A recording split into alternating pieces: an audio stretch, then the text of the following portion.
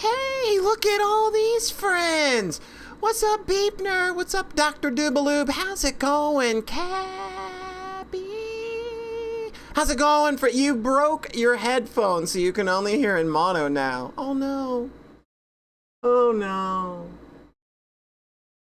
Look at all these friends. How's it going, friends? Welcome. It's quite a lovely evening. Loyal Taco is here. Look at all these people. How did I pull so many people? What's up, everybody?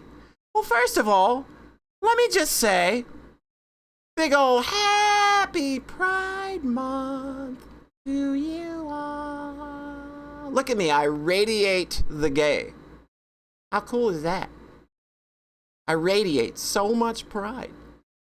Just can't stop it. Yeah. Happy Pride. I gadiate. There you go. That's the word. Like, if I ain't got the pun for it, I know my pal Beepner does. How's it going? Poncho Smith. I'm the original Powerpuff Girl. There you go. Radiant as well. Glad to hear it. Glad to hear it. To everybody that's part of the community.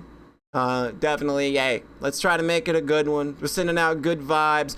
We got Twin Tail Nami dropping in with a hot raid, fresh off some Mahjong lettuce. There you go. Thank you, Beepner, for that shout out very much. Everybody, please give my pal Twin Tail Nami big old follow love.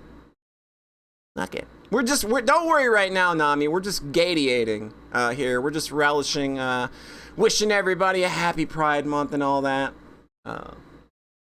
So yeah, Tips Fedora, Mahjong. All right.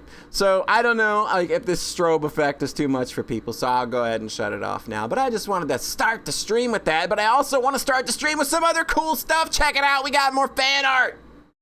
Fan art's so cool. You tried to open a corpse factory once, but the ethics guidebook is really hard to follow. How's it going? 3-2. How's it going? We're looking at fan art here for a moment. This comes to us from Lumps. I actually made this is Polynene.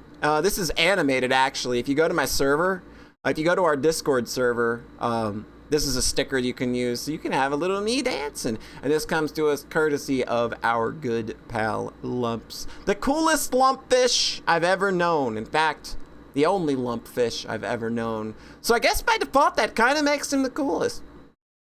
Going good? Glad to hear it. You deserve things going good, my friend.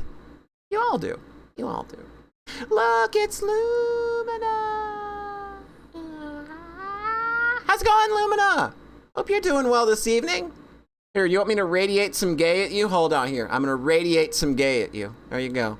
You like that? You feel that? You feel it? All right. We had to gadiate a little bit there. The power of the gay. Yes.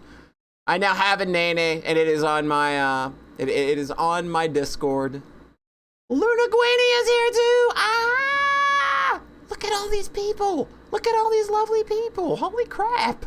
There's so many cool people here. Wow. What did I do to deserve all of you? But welcome. We're gonna get to the game here in a second. I'm taking care of some stuff up front. I like to give thanks to people that do cool things for me. And now right here, we're giving a thanks for the Nene animation that I use on my Discord server now. It's a sticker. So thank you to Lumps. Our next piece of fan art comes courtesy of our good friend Verskull. And this is this is based on a little Twitter exchange that was going on earlier. How's it going, Lumps?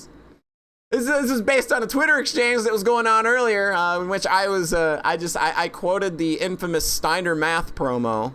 If you don't know what that is, just look up Steiner Math on YouTube. It's really funny, and it's one of my favoriteest things ever. Despite the fact that I am not a wrestling fan in the slightest, I just think that Steiner Math is the greatest thing. You gotta lurk and get back to D&D though. That's fine. Enjoy your D&D. Hope you don't get PK'd. But yes, thank you, Verskull. Verskull always comes in with some really cool takes on my design. I always love what Verskull does with me, and just amazing art every single time. The numbers don't lie, and they spell disaster for you at sacrifice. Like, I think my favorite line from that whole thing is, you've got 25% at best at beat me. But thank you, Verskull. This is an amazing piece of work. This is me delivering what is no doubt the most hard-hitting, most emotionally involved wrestling promo you could ever hear. And that is, of course, Verskull and Sayara to the right. You should all follow Sayara as well. I think that's like what? I think it's that. I think that's Sayara. Yeah. And last but not least, of course, need to fix something here. There we go. And last but not least, I was sent a kind gift by my good friend Poncho Smith. He was like, Polly, I know what you need. You need some cool ass forks. Look at this fork. Now imagine having 4 of those. Now, if you can imagine having 4 of those, you can imagine what it's like being me, because I now have 4 of those. They're cool as hell! Hey, Fizzy Fuzz, what is up? Hope you're doing well. Fork! Yes, I made that joke as soon as I opened the package and there were 4. I made that joke, and I'm the only one in the room at the time, and I just said, ha, fork. Fork. And I stood there like a dumbass because there was nobody there to laugh at my dumb joke. But needless to say, Poncho Smith, I appreciate the kindness, of course, like I said in the video. I hope I can return that kindness in some way. But thank you very much for the forks. I've already eaten lots of food with them. I had a bunch of Chinese food today that I ate with a fork because they did not give me chopsticks for some reason, which is what I typically eat my Chinese food with, but they did not include them in the order, so. And I'm not one of those fancy people that just has my own. You love watching movies in the fork. Pride fork, right? It's perfectly timed. Like, I could not have gotten these forks at a more perfect time, because not only do these forks radiate gay, I do as well. Check it out.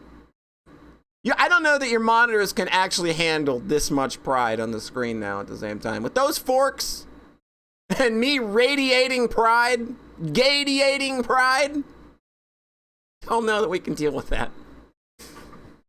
All right. So thank you again, Poncho Smith. The kind gift is very much appreciated. You're just an absolute treasure. Again, hope I can return that kindness in some way.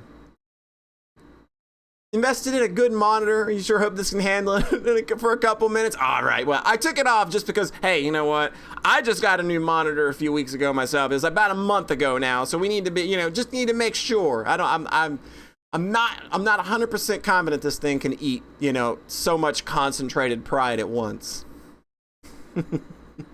All right. But we're here tonight for a different reason. We are here tonight to play a very cool video game that I have been waiting for a year or so. I played the demo about a year ago, a little over a year ago. And just for full disclosure, I kickstarted at the highest tier, I believe. So you cannot believe my opinions on what this game is. This game is called Corpse Factory. It is a psychological horror visual novel. There will be violence. There will be references to suicide. There will be some apparently some mentions of obsessive compulsive disorder and things of that nature. Oh, you're going to believe my opinions despite the fact that I've been bought off? Despite the fact that I am monetarily invested in this game being good. My name's in the credits. It's in the Kickstarter backers, too. So, all right. Let me go over here and then down here. Nope, that's the wrong one. I promise you, I'm a professional at this. All right. Now, I got to do a little to get this thing to pick it up because it's weird.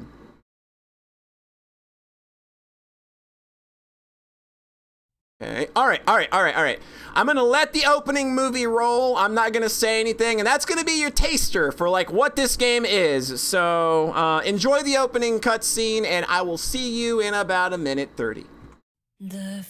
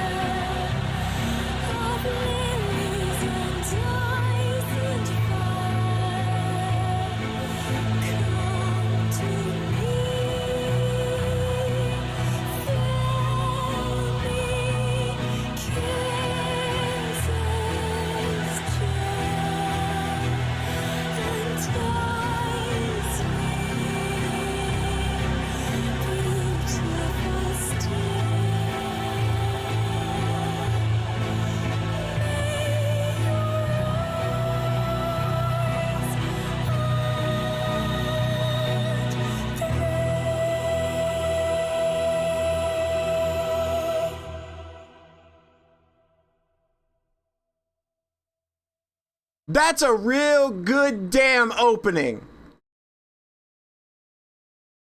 That was real good. Holy crap, that was real good. Oh no, Doobie. Doobie's done taking an edible and he had to watch that. Oh dear. Don't worry, I'm sure the game will be just fine. I'm sure that we'll get through things a-okay, right? Okay, I think we're good. All right, this does have full controller support. Here, I can show you. I'm in the credits. There, I'll show you. See, you can see me right there. I'm down. If you look for the name Polly S. Socks, that's me. I'm a contributor. There you go. How are we sounding with the music? We sounding okay? Am I good? Can you hear me? Let's go down to Rob the Corn Cob. Yes, we need to find Rob. Yeah, there he is. There's Rob the Corn Cob. There's Rob the Corn Cob. Sounds great. Fantastic. Yeah, there's Rob the Corn Cob. All right. Well, with that said, we're going to go ahead and get things going. Strap in. This is a comfy visual novel time. And let's just see where it all goes. First corn to ever fund a game. Let's go!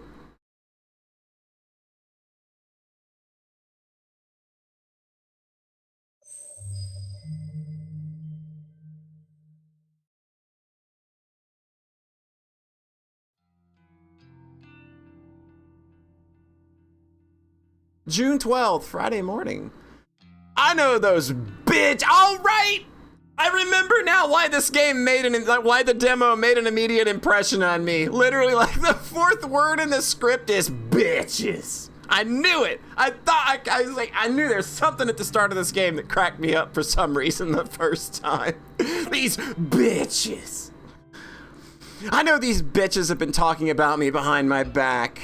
They flash their fake smiles when I walk past. They wave half-heartedly and say things like, "Oh, hi, Emmy," or "You're the only one brave enough to pull off that look." They're all two-faced lying assholes. I hate each and every one of them. I'm loving this monologue already. The store smells like bitches. Amano, Sachiko, Kurosawa. Just look at them. Everything about them is fake. Fake lips, fake nails, fake smiles, fake personalities. Look, I'll be the first to admit that I'm a fake bitch too. But even I know that I'm not as bad as them. I'm not horrible to every person I meet. Just the ones I don't like. That's me. That's me. Maybe she means bitch in a friendly way. Oh great, the bitches are back. It's not fair that I have to work with them. I just wanted a part-time job, something breezy and casual. How was I supposed to know these delinquents would obsess over tormenting me? Amana was unbearable, but probably the least terrible of the three. She's a year younger than me and acts like she's some famous pop idol. But she's a dropout, just like me, working in this dead-end part-time job just so her parents don't kick her out of their house. She spends her evenings singing in underground bars and hanging out with shady talent agents who swear they can promote her and make her the next big pop star. Let's get this bitch into VTubing. She's got what it takes. The bitches are back! That's right, we're starting it, Elfino. We're here. It's finally happening. She gets taken advantage of time and time again, but never seems to learn her lesson. I don't know if she's just stupid or if she thinks that she's on the right track to becoming famous. Sachiko is the kind of straight-laced girl you see at every school, studying her ass off to earn her parents' approval.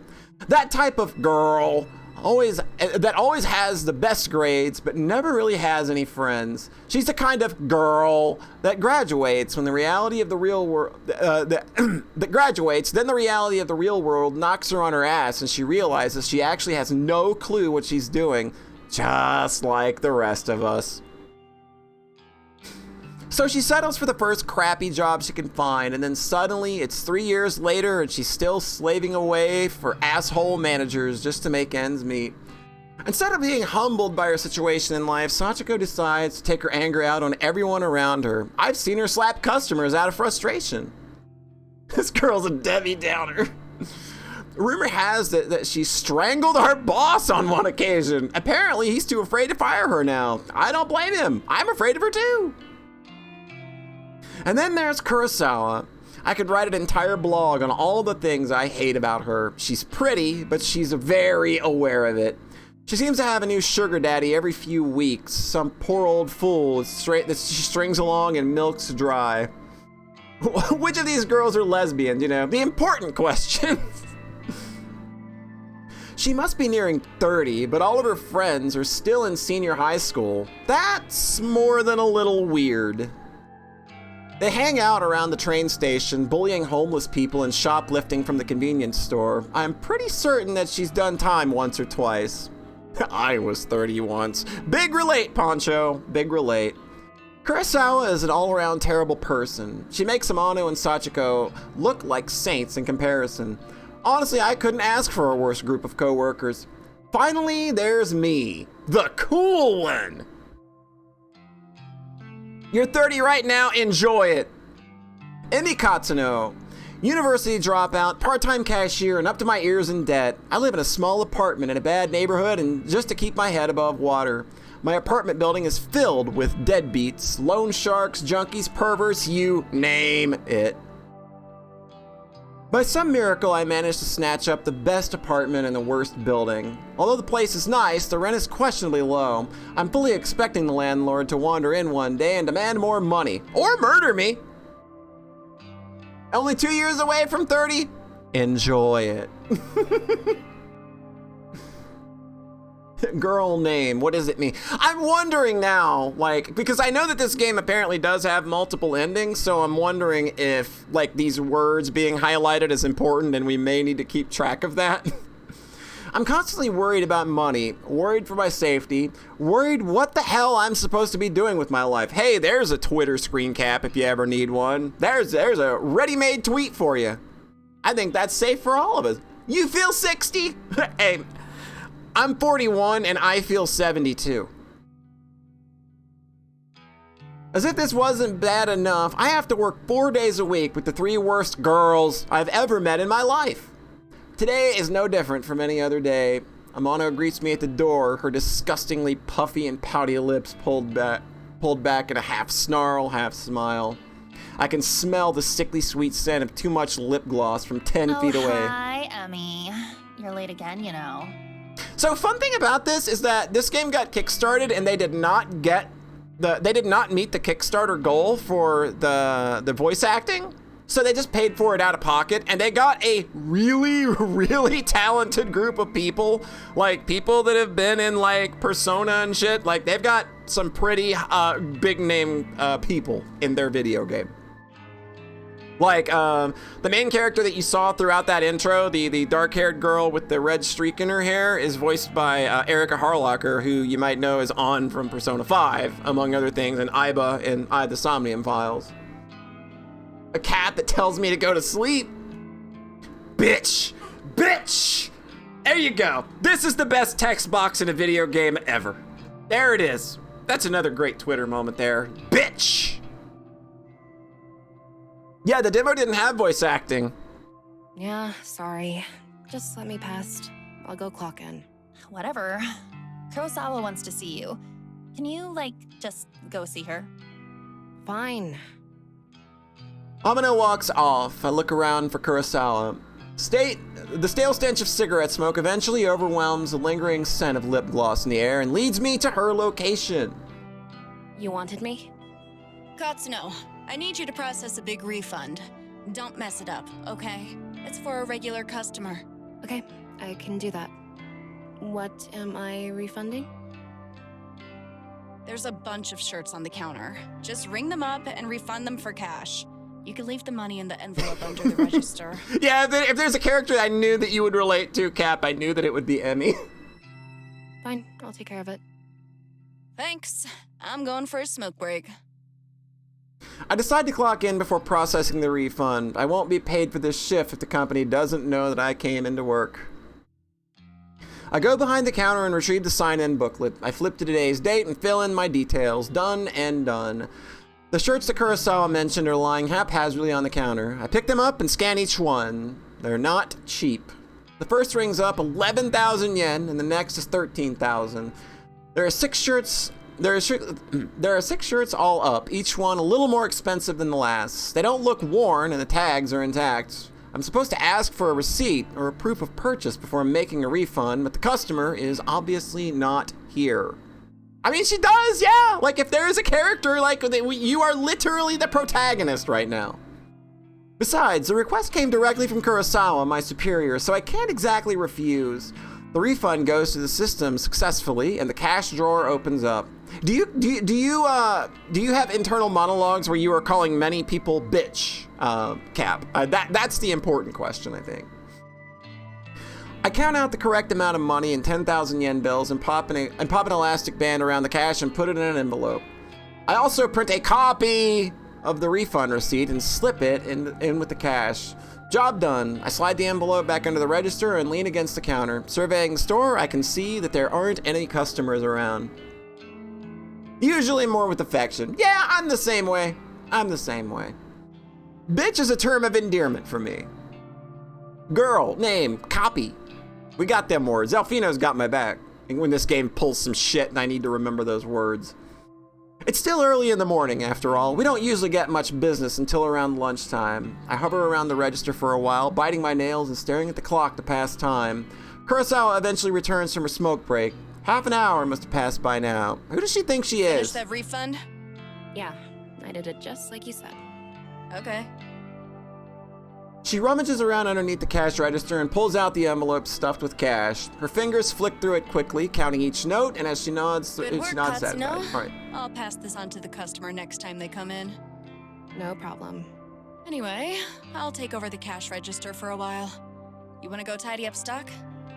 Yeah, okay. I'm not too bothered if Kurosawa wants to take over my register duties. It's boring standing around. I'd much rather be doing something than nothing. As I head towards the back of the untidy jacket, Sachiko bumps into me. Sorry, I didn't see you there. Hello. Sorry? Did she actually just apologize to someone? Sachiko? The customer abuser? That's fine. You okay? I haven't been sleeping real well. I'm just tired, that's all. Well, get some rest, I guess. Later, bitch. Thanks. Not my fucking problem. Look, while I've got you here, I know I haven't really been easy to get along with lately. I've got my own personal issues, but that's no reason to take it out on you and the other girls. I can't believe what I'm hearing here. Sachiko has had a change of heart? I can't believe it. Persona 5 happened. So I'm resigning as of today. I don't deserve this job. I wanted to apologize and make sure there's no bad blood between us. Well, isn't she a cutie pie? Look at her, trying to make amends. Sachiko. I don't know what to say. I never expected this from you. I want to put a flat cap on Emmy now. I want to put an actual flat cap on her. Yeah. If you're resigning, do you have another job lined up? No, not yet, but I need to work on myself first.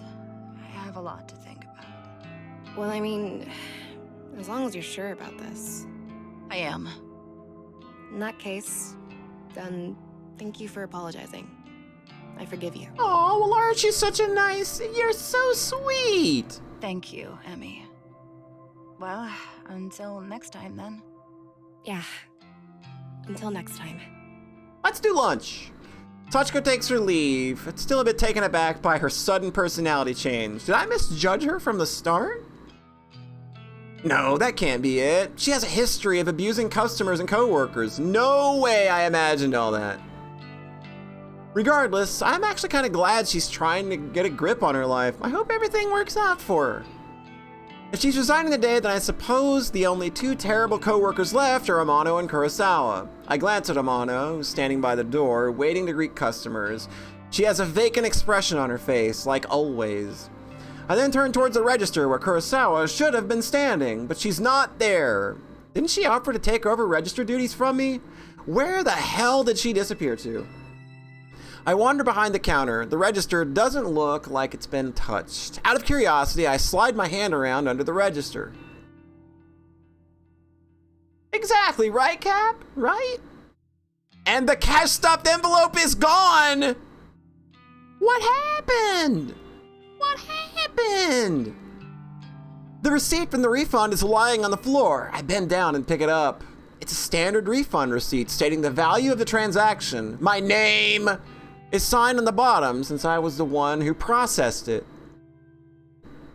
You're gonna duck out before it gets to spoiler lands. Hey, Nert! Nert, how's it going? Hope you're doing well, friend. Hope you're doing well. You don't worry, this is just the prologue. You saw us stream this back last year, so you're not catching anything super spoilerific, but I'm glad you stopped by to say hi. The refunded money is gone, and so is Kurosawa. What could have happened? No, she couldn't have. Surely she wouldn't run off with the money. No one would be stupid enough to risk their job over that, would they? Ah, there's Katsuno. You should go ask her about it. This is probably going to go really well. I've got a good feeling about what's about to happen here. Huh? Kurosawa's still here? She seemed to pop up from nowhere. Katsuno, a word, if you please. Yes. The word is bacon. Hirota, the manager of the store. He normally spends his time in the office out back. It's kind of unusual to see him here. What could he want with me? Kurosawa was tending to the register when she noticed the system flagged a large refund as suspicious. Do you know anything about it? Uh-oh. Guys, I'm getting a bad feeling about this. Well, yeah, I processed a big refund this morning. Did Flatcap just get bamboozled?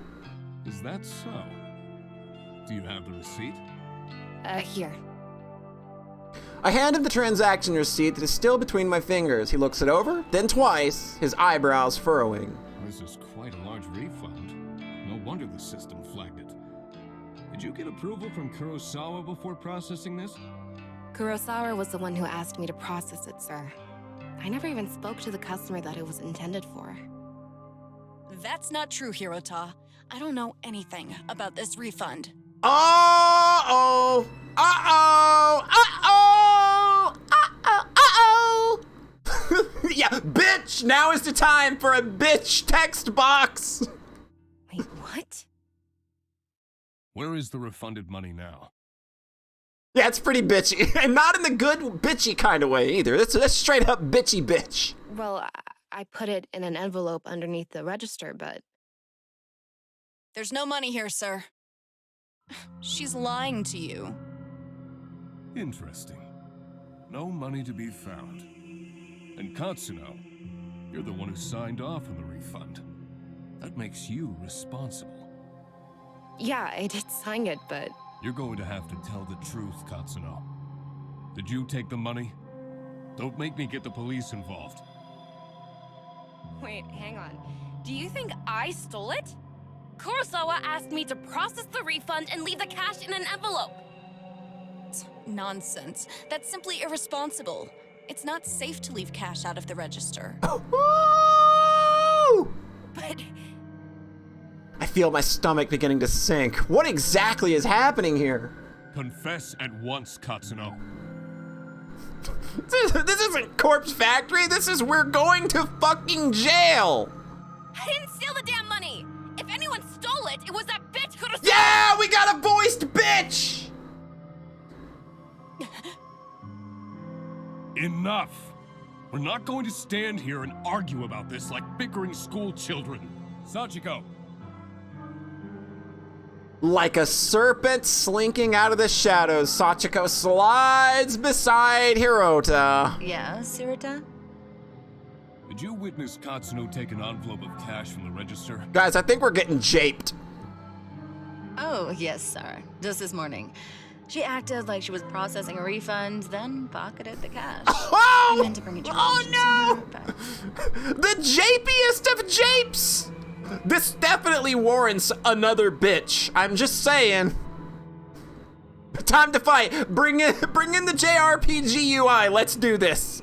I've got hit points. Let's go. Sachiko, there you go. Okay, at least she's thinking, bitch.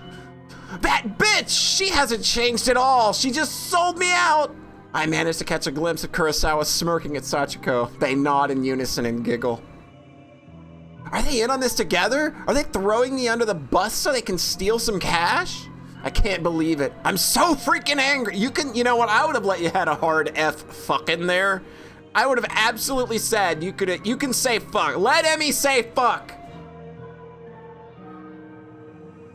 There you have it. You got a water gun? To your crime. Kurosawa, if you would kindly call the police.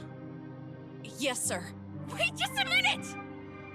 I scream louder than intended, but my blood is boiling and I can barely control myself. Steal any money.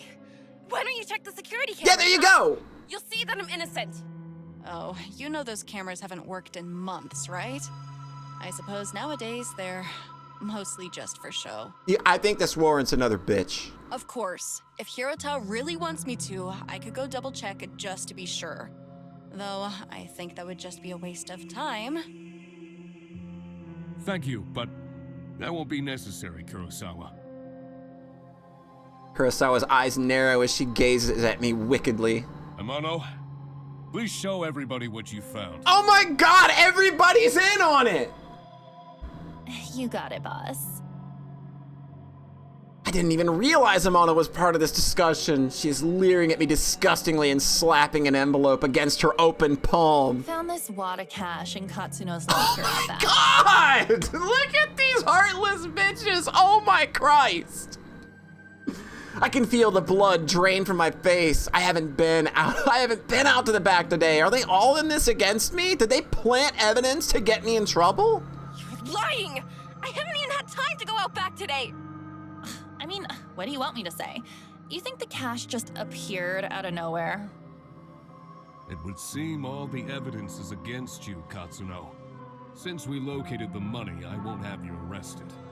But you will not step foot in this store ever again. Do I make myself clear? You're fired, and I will make sure you never work in any of our stores again. Right, it is the bitch parade. It's not the black parade, it's the bitch parade. I'm speechless. I can't even process my thoughts. The quiet giggling and snickering of Kurosawa, Sachiko, and Amano buzzes in my ears until my skull feels like it's going to burst. Hirota grabs my shoulder and tries to lead me outside, but I jerk away and stumble backward. My back slams into the glass window at the front of the store. Thankfully, the glass doesn't shatter, but I can immediately feel a bruise forming. I push myself forward, regain my balance, and duck towards the sliding See you floor, around, sliding Emmy. door. Oh well, I guess not, hey? I blink tears out of my eyes as I dash through the store's front door. My anger and fear and anxiety get the better of me, and it's a good 5 or 10 minutes before I realize that I've been running aimlessly through the shopping mall. I reach a hand to my eyes and wipe away the moisture and take a deep breath. I look around, trying to get my bearings. The escalators. At least I know where I am. Escalators would never betray me. Escalators ain't bitches. Bitch! Bitch should be a key word. Why is bitch not a key word? I need to sit down and compose myself. If I don't calm down, I might be tempted to return to the store and start punching at these absolute You know what? Look, I am absolutely in favor of this plan. I am all in favor of go back to the store and start giving people some fucking fist-to-face action.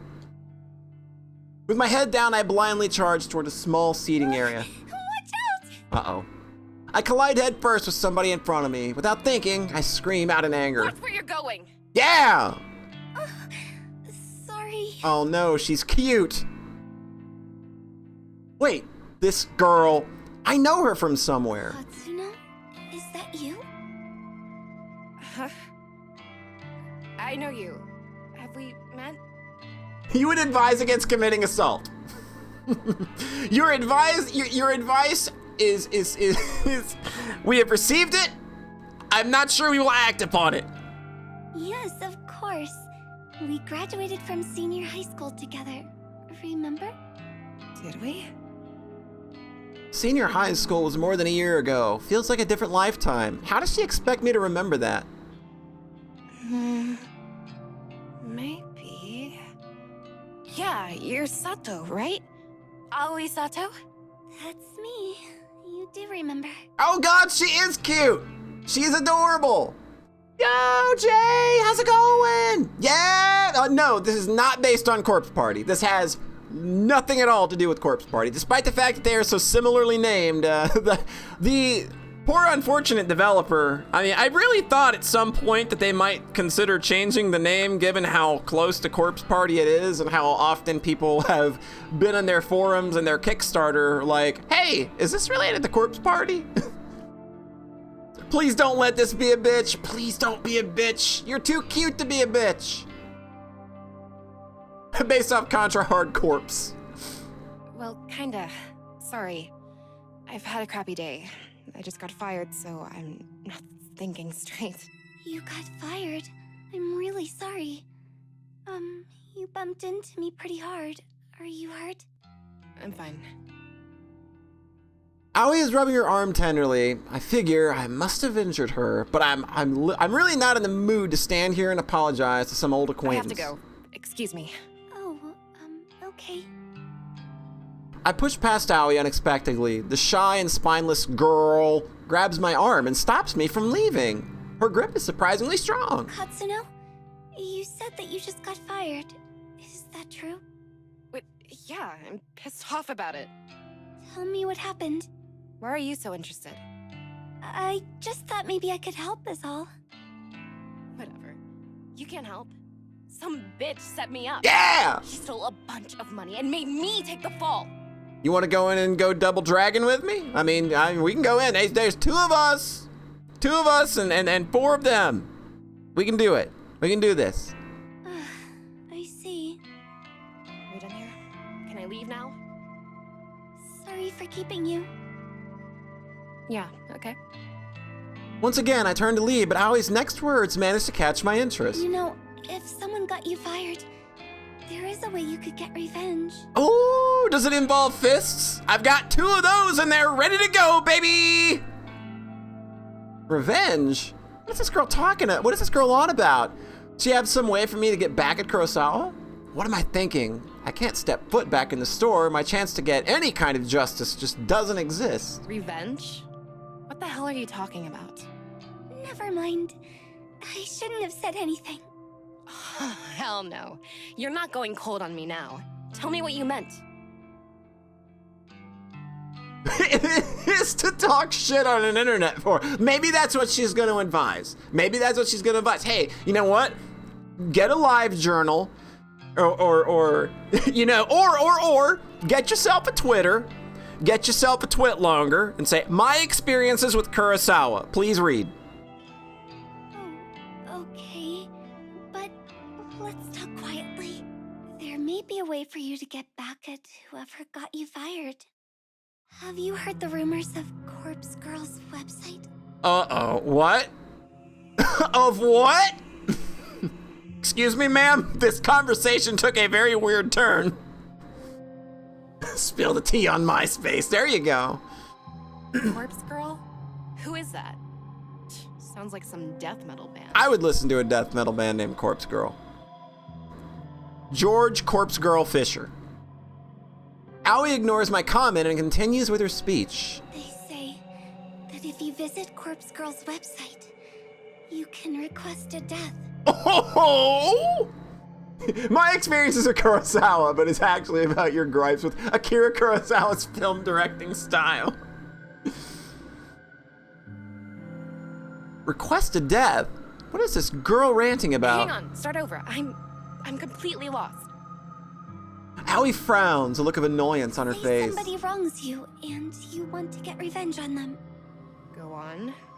Rumors state that you can visit Corpse Girl's website and fill out a form in order to request a specific person's death.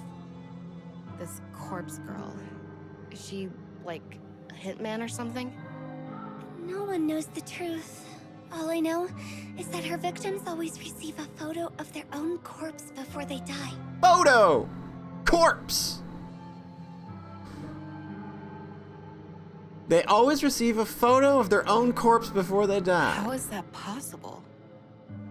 I don't know. I've been wanting to use the website for some time. Oh! There's somebody that I'd be happier without. But I'm not brave enough to go through with it. How could a cute little cinnamon roll like you possibly have an enemy in this world? Still, I want to know if the rumors are true. If you use the website, you could tell me if it works or not. That sounds like a good plan. I bet we should go do it right now. This whole thing sounds sketchy, risky. Are the police gonna come get me if I go on this website? I've got no idea. Well, thanks, I guess. Aoi doesn't make a further attempt to stop me when I turn on my heel and walk away. I don't know what to make of her suggestion. Can such a website exist? The ability to request a death sounds so unbelievable. And yet, I find myself unable to get the possibilities out of my mind as I make my way towards the train station.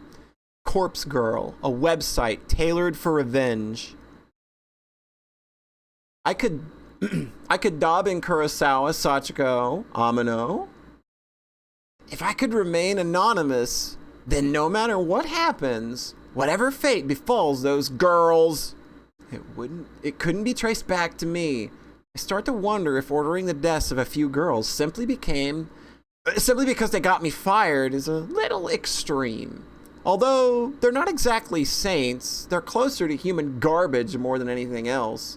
They've always been hostile towards me. I'd probably be doing the world a favor if I had them all killed. It's like that one show with the magical book, Doof Note. It's also very much like a show called Jigoku Shoujo, which is this exact premise of a website where you put somebody's name in and they get killed. Yeah, it translated as Hell Girl. So it's kind of that same thing as what they're going for here.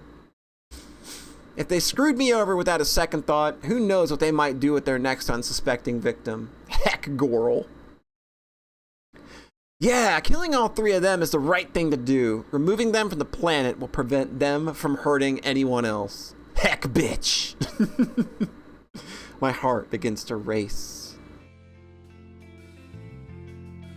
The trip back to my apartment is boring. The train carriage is nearly empty, save for a few junior high boys and a couple of women in business attire.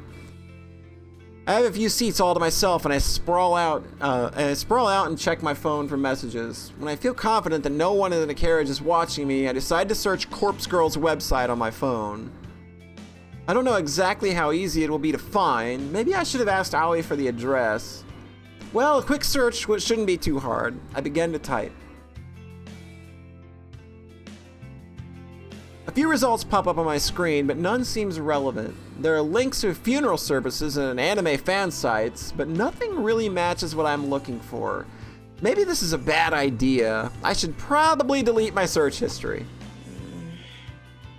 Maybe just one more search. Corpse Girl, request, death. Gosh, it's so easy. My phone seems to lag for a few seconds as the search is submitted. Then, a fresh list of links appears. The top result catches my eye immediately. Corpse Girl, revenge at your fingertips. You would not advise searching for what is functionally a hitman on your phone. Everybody, please heed Cap's advice as a law student. Yo, Smop! How's it going, Smitty? You also requested death? I hope it's not me. Hey Siri, how do I order the deaths of bitches through the internet? This must be it. I click the link and the website loads immediately.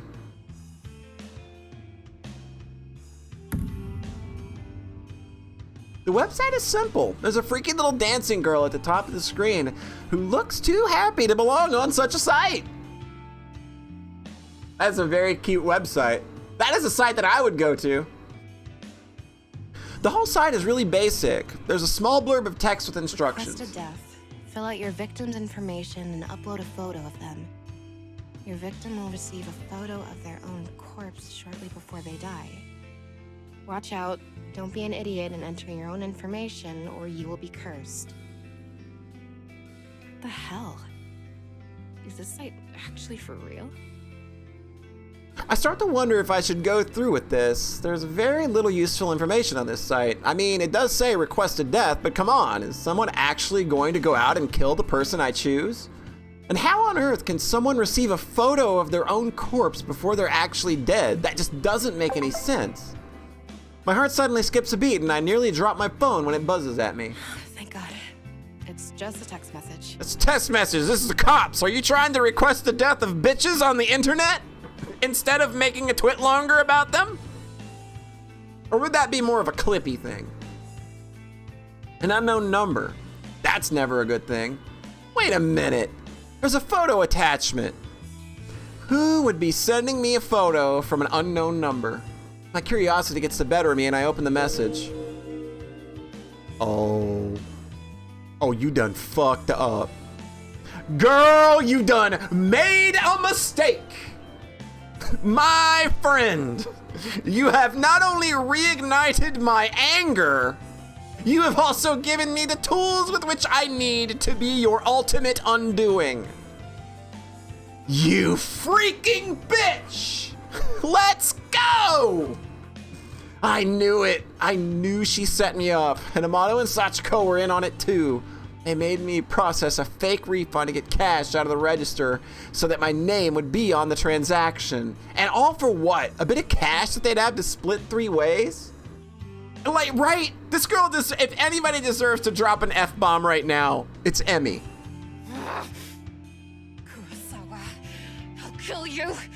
I'll kill you. Maybe it would probably not be a good thing to scream that you're going to kill somebody on a train. Would that also be against something that you would advise as a law student, Cap? Just making sure here. Fuckle ducks. Let her say fuckle ducks. A few of the junior high school boys nearby look at me with worried expressions, but I don't give a damn. Wait, couldn't you just use the photo in order to claim wrongful dismissal? Back to researching labor law in Japan. And you wouldn't advise that. Right. Like, wouldn't we have to prove that that's the money from the store? Like, and couldn't, yeah. Like, I think that it might be a hard case to make because she could just be sending us, pictures of her with money for no reason. She'd be like, hey, look, I've got money. I'm paid, bitch. I'm angry. I'm furious. Kurosawa is going to pay. And she has the money to do so. I close Kurosawa's message and return to Corpse Girl's website. It's clear what has to be done. I'm going to request Kurosawa's death. I read the website's instructions one more time to make sure I haven't missed anything important. Enter the victim's phone number and upload a photo of the victim.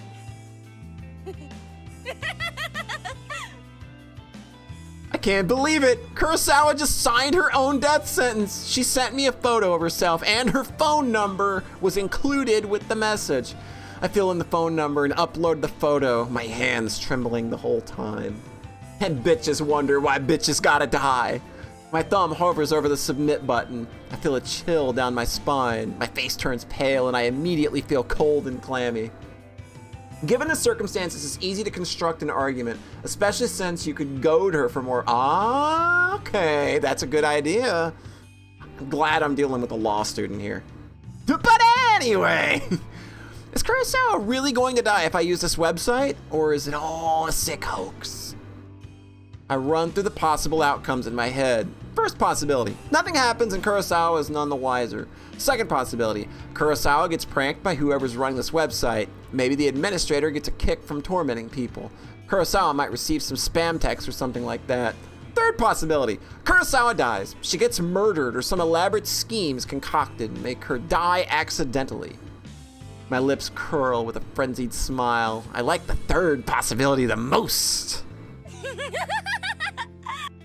I slam my thumb down and smash the submit button. Prepare for the end, Kurosawa. Proud of you, Cap. You stood up for yourself. All right, it's evening time. We've had a very constructive day. Smash that like button, everybody. You hear me, YouTube? When I get home, I can barely contain my nervousness. I'm shaking as I open the door to my apartment. By the time I walked to the door, the sun has just started to get behind the backdrop of the city. Even though it's not dark yet, I'm feeling physically and mentally drained. The drama at work this morning, the taunting laugh of Kurosawa. I feel exhausted, like I would just want to crawl into bed and sleep. Despite my dipping energy levels, I can't extinguish the burning question flickering within my mind like a candle flame. How will I know when or if Kurosawa is dead? Will Corpse Girl's website notify me? No, of course not. I didn't get any kind of personal information. I didn't give any personal information to the website. The entire thing was anonymous. And it's not like I can visit the store tomorrow and see if she comes to work. I'll be kicked out as soon as I show my face. So what do I do? That's it. I whip my phone out of my purse and open Noise, a social network app that all my coworkers are connected to. Kurosawa, Sachiko, Amano, and I are all in a group chat labeled Work Life. We use the chat to swap shifts with each other and complain about the boss. Just as I was hoping, I haven't been kicked from the group yet. I swipe through the list of chat members and tap on Kurosawa's profile. Last online 1 hour ago. Perfect. If I use this app, I can keep an eye on when Kurosawa is active. She only has to be using her phone for Noise to detect that she's online. She doesn't necessarily have to be using Noise itself. I thought she lived in a yeah, it's actually something we brought up when the demo came out and the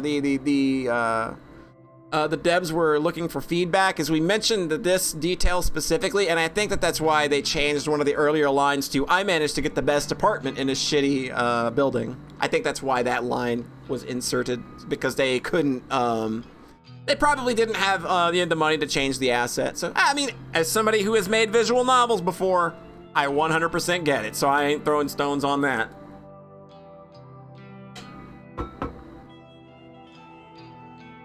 It's the best way I can think of to monitor if she's still alive or not. It'll do for now at least. I wonder why Kurosawa sent me that photo of herself via regular text message instead of through Noise.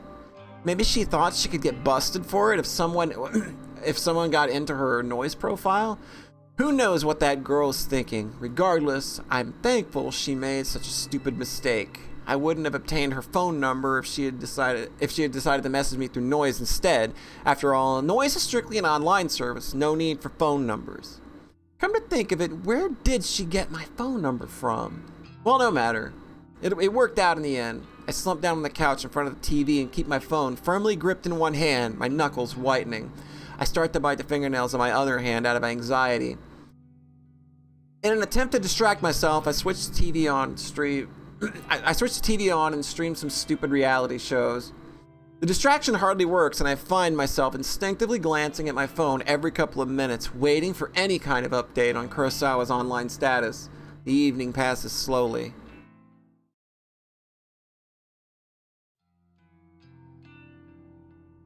It's Saturday! Sunlight streams through the open curtains and I startle. Did I fall asleep on the couch? I wipe my mouth with my sleeve, cleaning off a trickle of drool from my chin. My phone is still in one hand and I quickly check it. I tap the fingerprint smeared screen, but it's not responding. The battery died. Must have fallen asleep and left the screen on all night. I race towards the charger and plug it in, anxiously waiting for just enough energy to turn the phone screen back on. After what seems like an eternity, the phone comes to life. I catch a glimpse of the clock and swipe the lock screen away. 6:34 a.m. 90-day finance. I open up Noise as quick as I can and flick through Kurosawa's profile. This profile is private. You are not connected to this person. Damn it, she blocked me.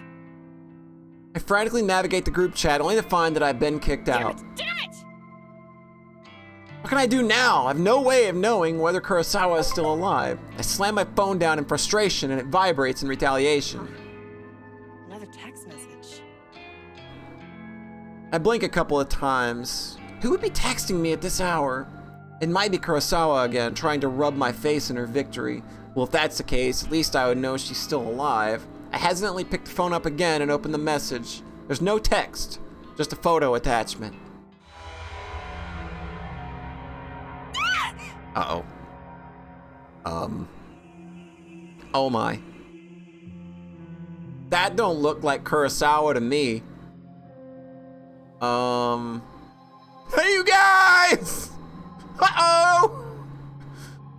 What the hell is this? I nearly dropped my phone in terror. A photo of a dead body, twisted, crumpled like it was fallen from a great height. A splatter of blood is flecked across the grass. Was Owie with them? Is everybody in on this shit? It's hard to make out the details of the person. Dirty blonde hair, familiar clothes, smudged makeup. Who could it be, Emmy? This dead body, is it supposed to be me?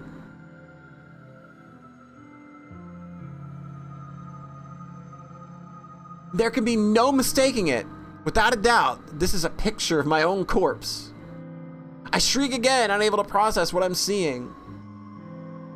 I'm so entranced by the battered corpse that it takes me a minute to notice a timestamp on the corner of the photo.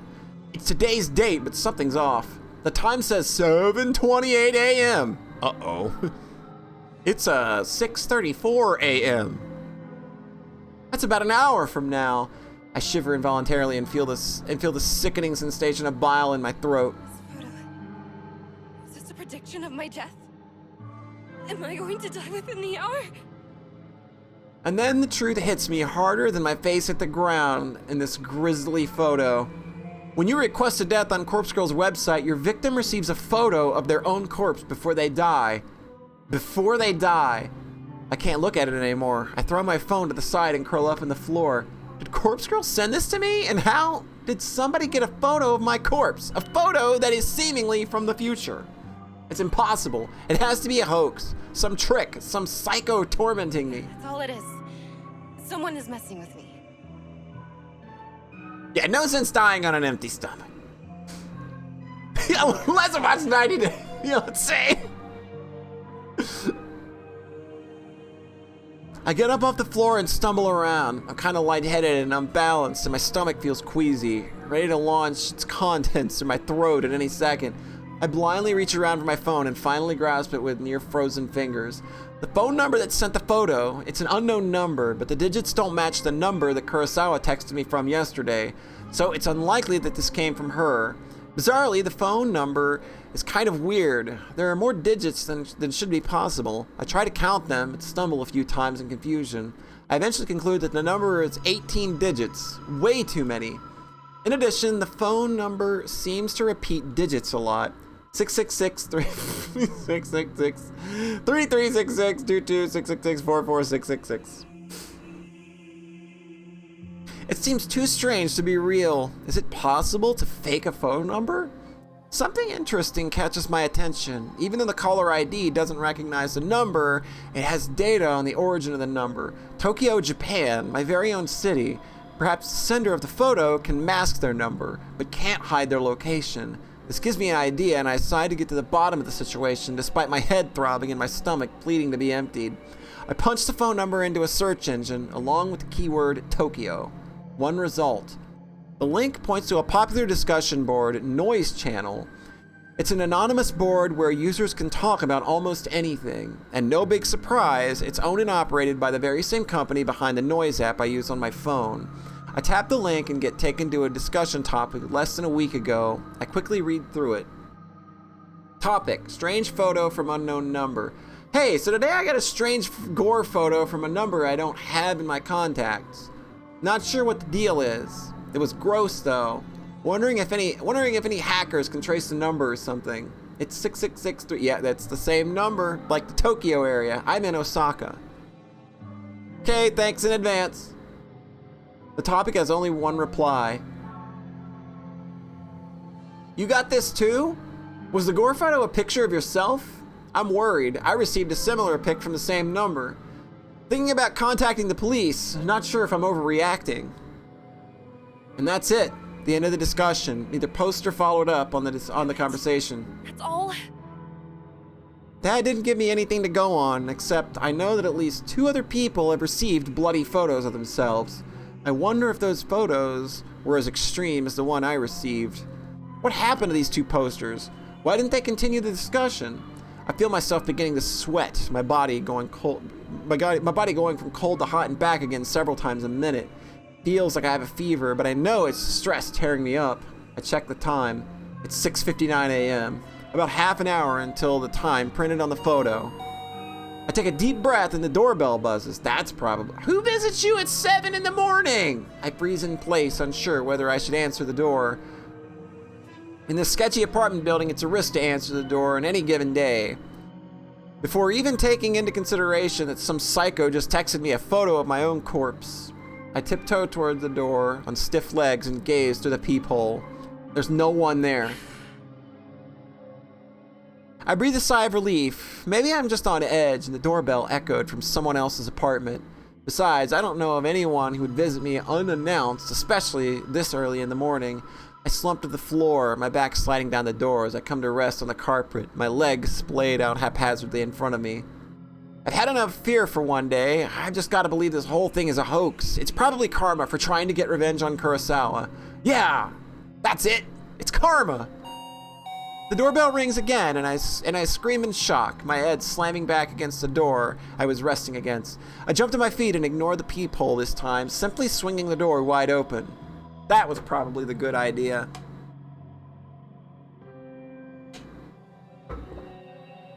A gust of chilly morning air sweeps into my apartment and I shut my eyes tightly against the sudden cold. Ding dong, bing bong. My messy hair tangles in the wind and obscures my vision when I open my eyes. Quickly, I sweep the hair out of my face and look around. There's no one here except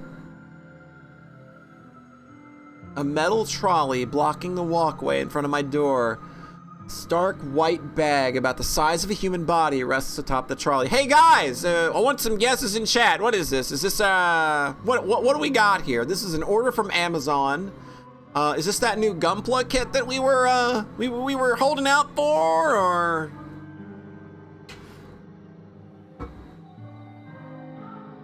My heart begins to race as I immediately recognize what it is. On TV, they always show these trolleys used in morgues to cart dead bodies around. Dog food! It is kind of shaped like a bag of dog food, isn't it? Omaha Steaks! Hopefully it's that bitch Kurosawa. I like all of these. I especially like the Omaha Steaks guess. The vomit that had been trying to escape my body all morning finally finds its way out of my mouth. I retch and heave in the doorway until nothing is left inside my belly except a stinging stomach acid that threatens to burn through its fleshy container. Man, that's a real good imagery there. Loving the writing here. It could be dirt. Maybe it's just fertilizer. The stench wafting from the trolley is overwhelming. Okay, it smells bad. Maybe it's feta cheese. Maybe we just got a big old case of feta cheese. Pinching my nostrils closed does little than to trap the horrific odor inside my own skull, and I gag and sputter involuntarily. My hand reaches forward as though controlled by some being other than myself. I can't pull back, and I can't prevent my fingers from grasping at the zipper tag attached to the front of the body bag. I unzip the bag.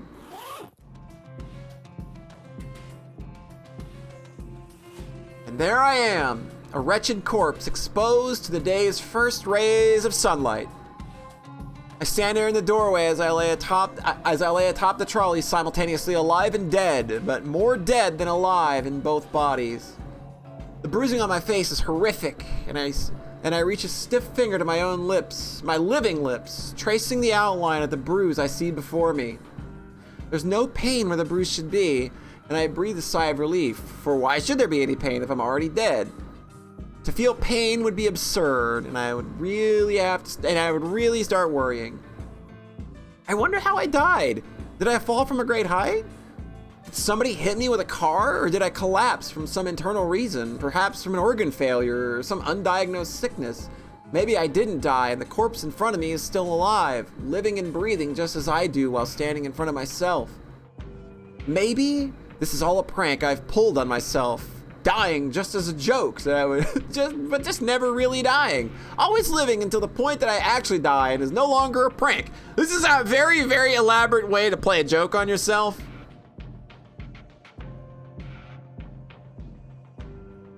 This is still like 30 minutes, right? Like maybe a little bit, it's hard to say. Grams, how's it going?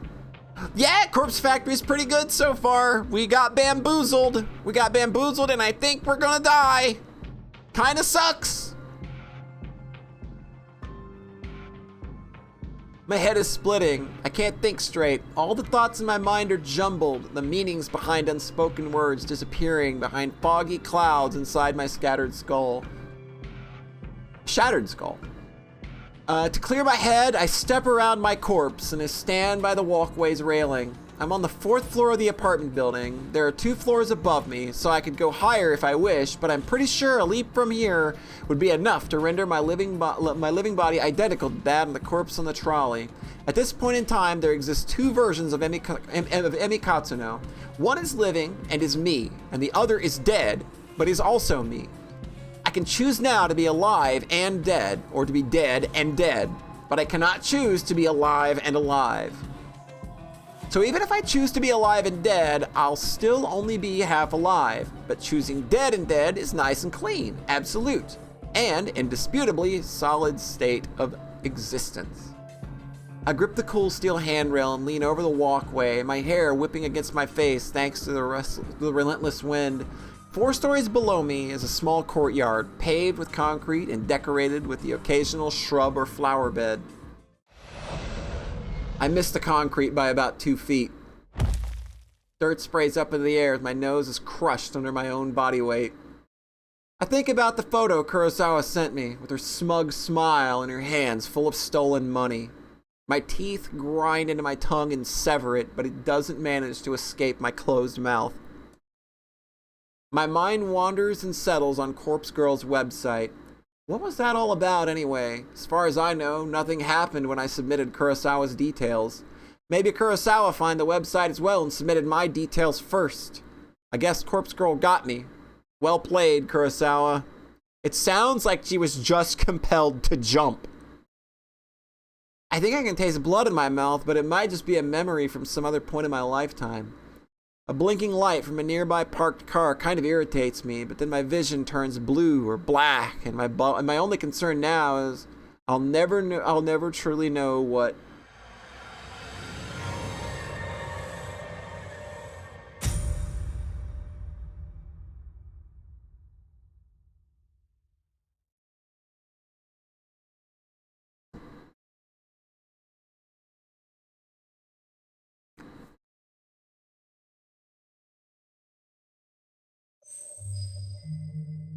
Noriko Kurosawa. Uh-huh.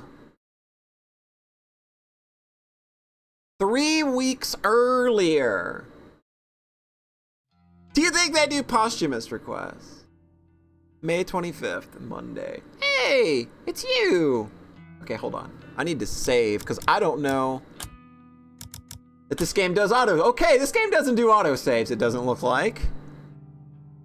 So we need to go ahead and drop a save file there. All right. Alright, let us continue. I've always liked the shape of my eyes. I mean, they're very pretty eyes. We will not hear a coarse word on this very pretty, fine young lady. You're not dead now, it's 3 weeks earlier. You're alive now. I always liked the shape of my very pretty and perfect eyes. I can be critical about other parts of my body, but I'll never complain about my eyes. With or without makeup, I think they look great. Mother used to tell me I inherited her eyes, and my big sister inherited father's eyes. To be honest, I don't see any of father's features in myself or my sister, but I do agree that my eyes are exact replicas of mother's. Mother doesn't see too well anymore, and that might be something I have. And that might be something I also have to worry about in the future. But for now, my eyes are perfect, and I couldn't be happier with them. They're probably good and justified. I wear eyeshadow and eyeliner to bring out the best features. Some people tell me I use too much makeup, that I tend to overdo it and make myself look intimidating. Well, I don't really care. I mostly like the way I look, and honestly, how many people can claim that? You know what? You go, girl. You gotta have a girl you gotta love a girl that's got some confidence. Let a girl have confidence in the year 2022. Today's morning ritual is the same as any other workday. I'm a slave to the wage, and I'm not proud of it. Call me a corporate sellout, but I can't survive without money. My alarm goes off at 6 a.m. The shower is running by 6:05, and I'm dry and dressed by 6:15. I skip breakfast because I'm watching my figure, and I spend until 6:30 a.m. working on my makeup. I'm out of my cramped shoebox apartment by 6:45 a.m. Sometimes I catch my neighbor returning home from his overnight shift, and if so, I exchange just simple pleasantries with him and continue on my way. Today, there's no sign of my neighbor, so I don't slow down as I descend the stairs and exit the building. You hope this works out for all the bitches involved? Well, I hope work goes okay for you, Elfino. And if you want to catch up on what's going on, the VODs will always be going up on YouTube immediately after, and I archive everything on Twitch. So they'll be there if you need to catch up and if you're caught and ensnared by this story of bitches. Hitting the convenience store for a can of coffee saps another few minutes from each day. I prefer sweet milk coffees, but every now and then I'm in the mood for a rich black coffee. Regardless, I never start a day without it. I don't always need the energy boost, but it helps to stop my stomach from growling. It's a milk coffee kind of day, so I pay for my favorite brand and get out of the store in no time. The canned coffee dives into my handbag as I continue on my way.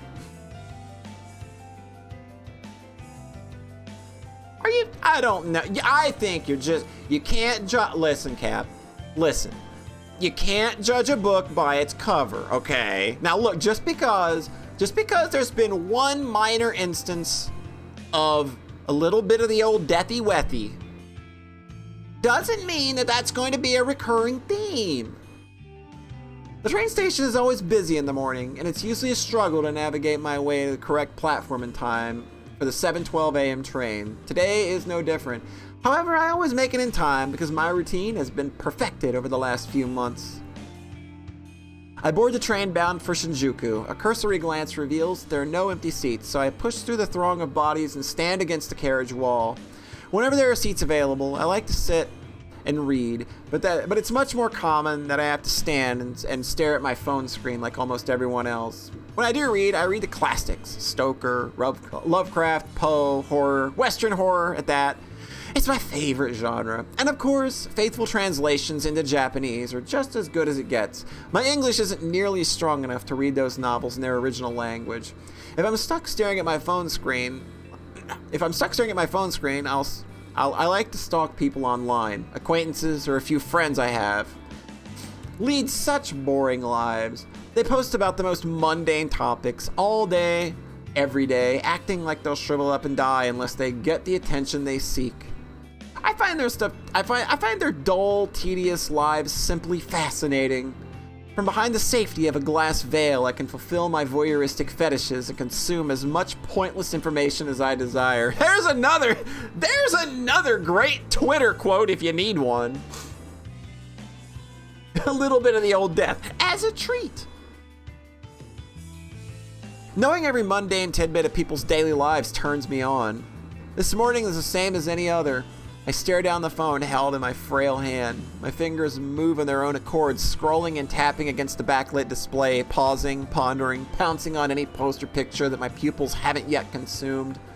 Standing in the train carriage, packed to the gills with people, I can't help but to feel my face getting flushed and my steamy breath escaping my lips. Oh my, she's really getting into it. I digest post after post, photo after photo, memorizing the comings and goings of every single person on my noise activity feed. I catch my breathing getting heavier, the gaps becoming short and short. Oh, she's actually literally getting off on social media. Ray went to the dentist yesterday for a root canal. Mizuno shared some photos from her international vacation. Kawahara objects to owning pets and thinks all animals should be free. My cheeks glow crimson. My chest begins rising and falling quickly. My oh my! Miss Noriko! Woo! This is Twitch. I have a terms of service that I need to abide by. I clutch the collar of my shirt, knuckles whitening, knees she's really about to explode here, I think. A few people in the carriage start to move away from me, but I barely notice them. My fingers keep scrolling and I hit the jackpot. A new post from a coworker at my office, Tomoe Watanabe. She's a gal girl. The type with a heavy fake tan, bleached blonde hair, and questionable clothes. I hate her, but I love her posts. This morning's update reads, Tomomo! 53 minutes ago. Just found this Corpse Girl website. Such fake bull. Waiting to meet a bitch to try it on. Uh-oh. Tomoe just discovered Corpse Girl's website, huh? I feel a slight squeal trying to escape from my throat as my legs threaten to buckle underneath me. I can't take the excitement anymore, and I have to force my phone from my hands and bury it at the bottom of my handbag. Deep breaths, Noriko. Deep breaths. I need to calm down and control myself. Composure is key. I close my eyes and let a cool breath of air whistle through my slightly parted lips. Feeling a little calmer and no longer ready to explode. Quite literally. I analyze the information I just read. Tomoe wants to try out Corpse Girl's website. That's good. That's very, very good. Rumor has it that you can visit the website and request the death of somebody you know. How and if the victim dies isn't known to the public. Because of that, some people are pretty quick to dismiss the site as a hoax. However, the most interesting part isn't how the victim dies, but rather what happens to the victim before they die. Supposedly, the victim will receive a photo of their own corpse. How this photo exists before the victim's life is snuffed out isn't public knowledge. But the thought of this phenomena occurring is utterly intriguing. Nevertheless, the site has been gaining popularity lately, at least in certain corners of the internet. Message boards like Noise Channel and other similar sites picked up on the rumors and like to exaggerate the website's authenticity. The fact that someone like Tomoe, a rather dense, dim-witted individual, has discovered this website means that it's actually more well-known than I previously thought. It means that people are actually talking about it outside of the internet. Chances are good that Tomoe will want to try it out and request the death of someone in the office. A co-worker. Me, perhaps. She hates my guts as much as I hate hers. Finally, something exciting is going to happen in our dull workplace. The next station is Shinjuku. The doors on the right side will open. Please change here for the Chuo line, the Shonan Shinjuku line, the Saikyo line. As the automated announcement reads through a list of connecting train lines, I get ready to disembark. The train pulls to a stop and I contort my body around the other passengers in an attempt to exit the train. Finally free of the tangled mess of flesh, I hasten my pace and navigate through the labyrinthine station. I take the exit closest to my office and settle into the slower walk. I'm on time, and I never desire to reach the office any earlier than needed. It doesn't take long for the looming office tower to enter my field of vision. 32 stories of office space, all crammed into one sleek, slim tower. The name Temujin is stamped across the structure in gigantic block letters. If you're looking for this building in Shinjuku, you can't possibly miss it. Temujin carries the title of Japan's third biggest banking corporation. It's a gigantic company with other branches in Kyoto, Osaka, Sapporo, Fukuoka, and a dozen other smaller cities I don't even remember. I worked here for close to 3 months now. Not a long time for a grand scheme of things. That said, I'm only a temp, and all I do is data entry. I work on the 14th floor along with about 60 other junior employees, including Gao girl Tomoe Watanabe. Like Genghis Khan, yeah! Kurosawaist. I think that like the bitch from the prologue may be her sister or something. I think that's what's going on here. I don't like, this is the girl from the intro cutscenes with like the brown hair and the red streak in her hair. I think that she's going to be who we are playing or who we are experiencing this story through. But I think that the Kurosawa in the first in the prologue is her sister. Not sure, but I think that that's kind of where we're at.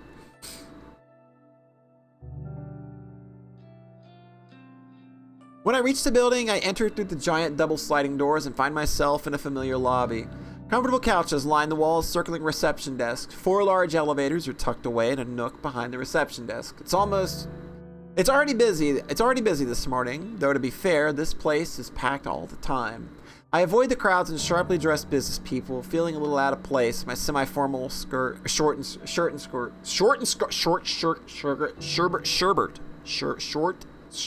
long jacket. Ducking into a newly opened elevator, I tap my employee ID card to a backlit panel and press the button for my floor. The doors close and the elevator begins its smooth ascent. I'm surprised to find that I'm the only one traveling up. I reach my floor and listen to the soothing chime as the doors open, revealing the open layout office before me. The static drone of the workplace noise fills my ears. Conversation, ringing phones, fingers tapping against keyboards, photocopiers, even the steady, low hum of the air conditioner contributes to the overall din. I make my way to my desk, stationed in the middle of the floor and surrounded by a dozen other identical desks. As I walk, somebody taps me on the shoulder gently. Good morning, Kurosawa. Yo, it's my boy Sean Chiplock! That's my boy. That's our good friend Sean Chiplock, aka Sonic Mega. Big fan of the site. Big friend of the site. Known him for a long time. Good people. Photocopiers is a very sweet word. He looks like a sweetie boy, doesn't he? Ah, Shinya Fujikawa, my senior. He's really only a couple of months older than me.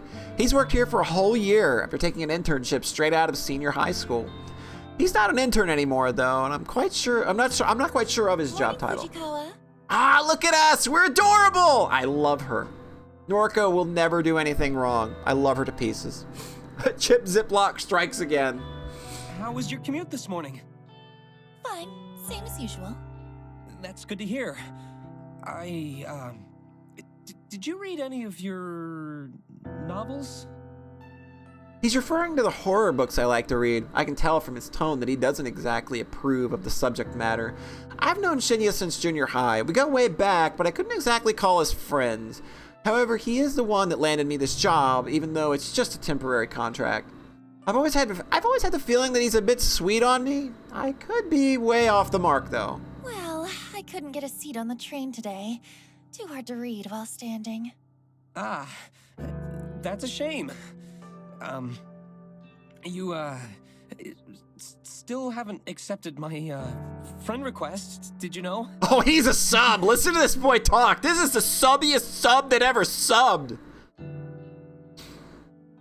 I have to fight the urge to roll my eyes. He's a nice guy, but we were connected Noise on once before, and I had to delete him. He's super obsessed with his father's detective work, and all he ever posts about are his assumptions and theories and petty crime cases.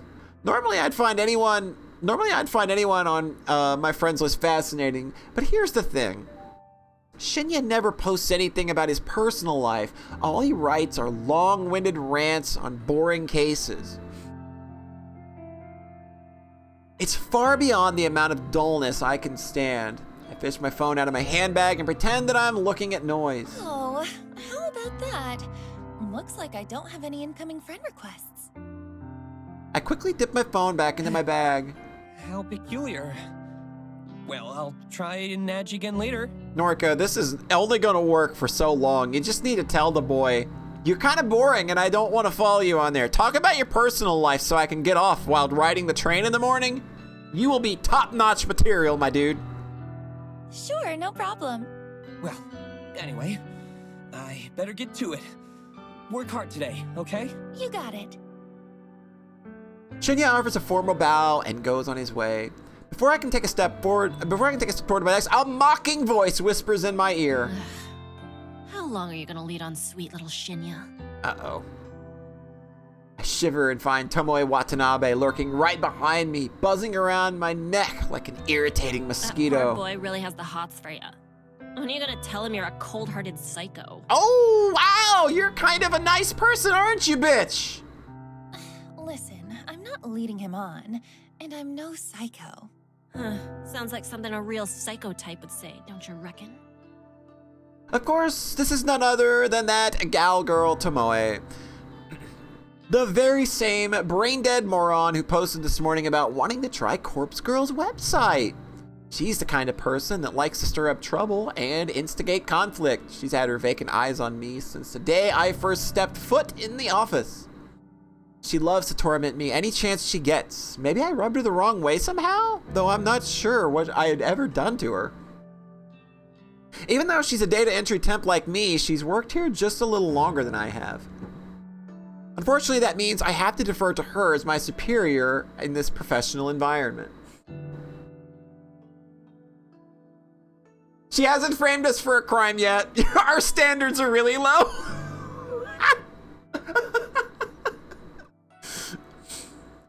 She knows as much and likes to take advantage of the fact as often as possible. You know. You don't look like the type of skank to lead on a goody-goody like Shinya. She did just call us a skank, and I don't think she called us a skank in the same way that I would call a friend a skank if we were on those kind of terms. I told you, I'm not leading him on. Well, if you're not interested, maybe I'll take him out this weekend and tongue him at the cinema. You ever just tongue somebody at the cinema? Just straight up, there you go. Gross. Do what you want, but I doubt he's into someone with your, looks. Oh, sniping back. Oh yeah? What would you know? You think he likes your flat chest, little Miss Gothic Lolita? I know I should shrug off comments such as this, and normally I would. But backing down from Tomoe isn't something I can do easily. I'll give you a tip. Guys like Shinya are smart. Clever.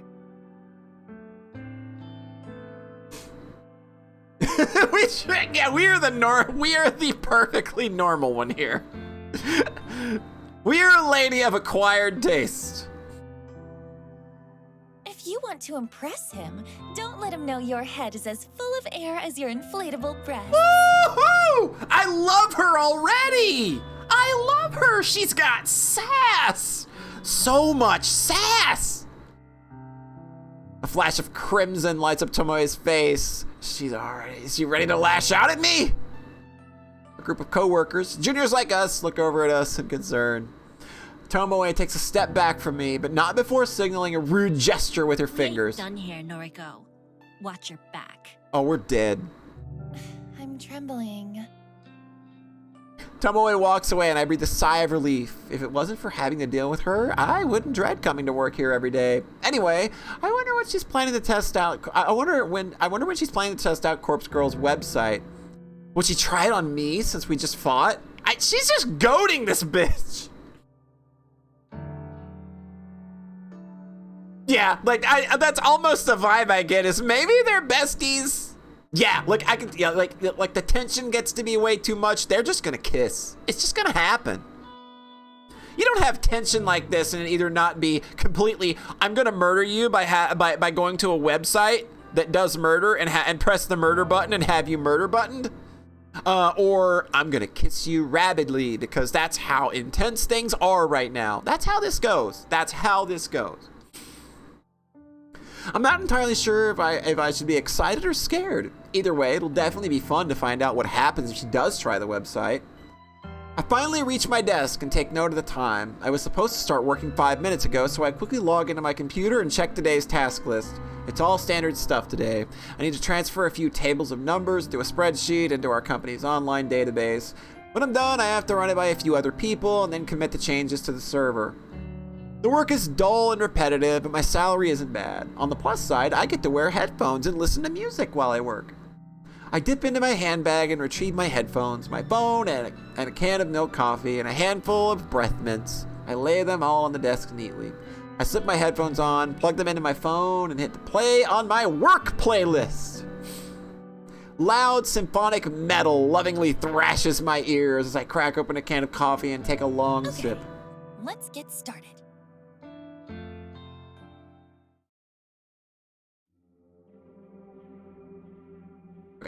Give me like 2 minutes. I'll be right back. I need to refresh my drink and deal with some allergy stuff. It'll be a couple minutes. I'll be right back. Yeah, like she listens to metal too. She's so fucking nailed. I'll be right back in just a couple minutes.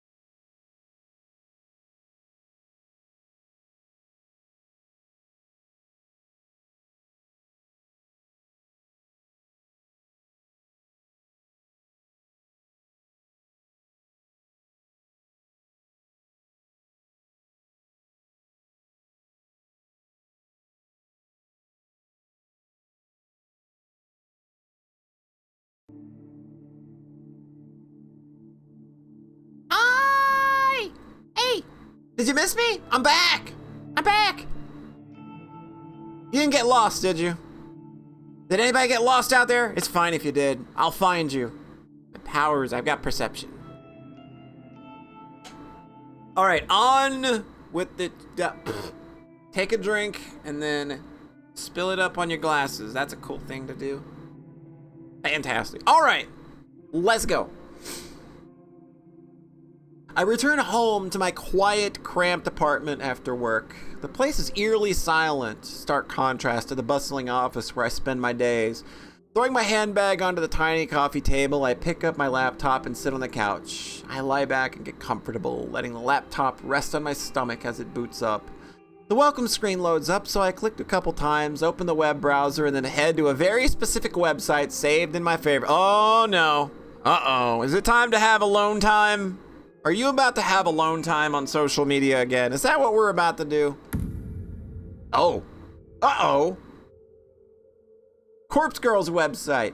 A cute dancing zombie girl is animated at the top of the page. It's peculiarly irregular. A peculiar irregularity that always makes me giggle. I noticed that the page view counter at the bottom of the site is nearly the same as it was yesterday. There have been maybe 4 or 5 new visitors. I heave a sigh. Maybe the website isn't quite as well known after all. That begs the question, how did Tomoe discover it? Well, never mind that. My eyes scan the website's content. Requested death.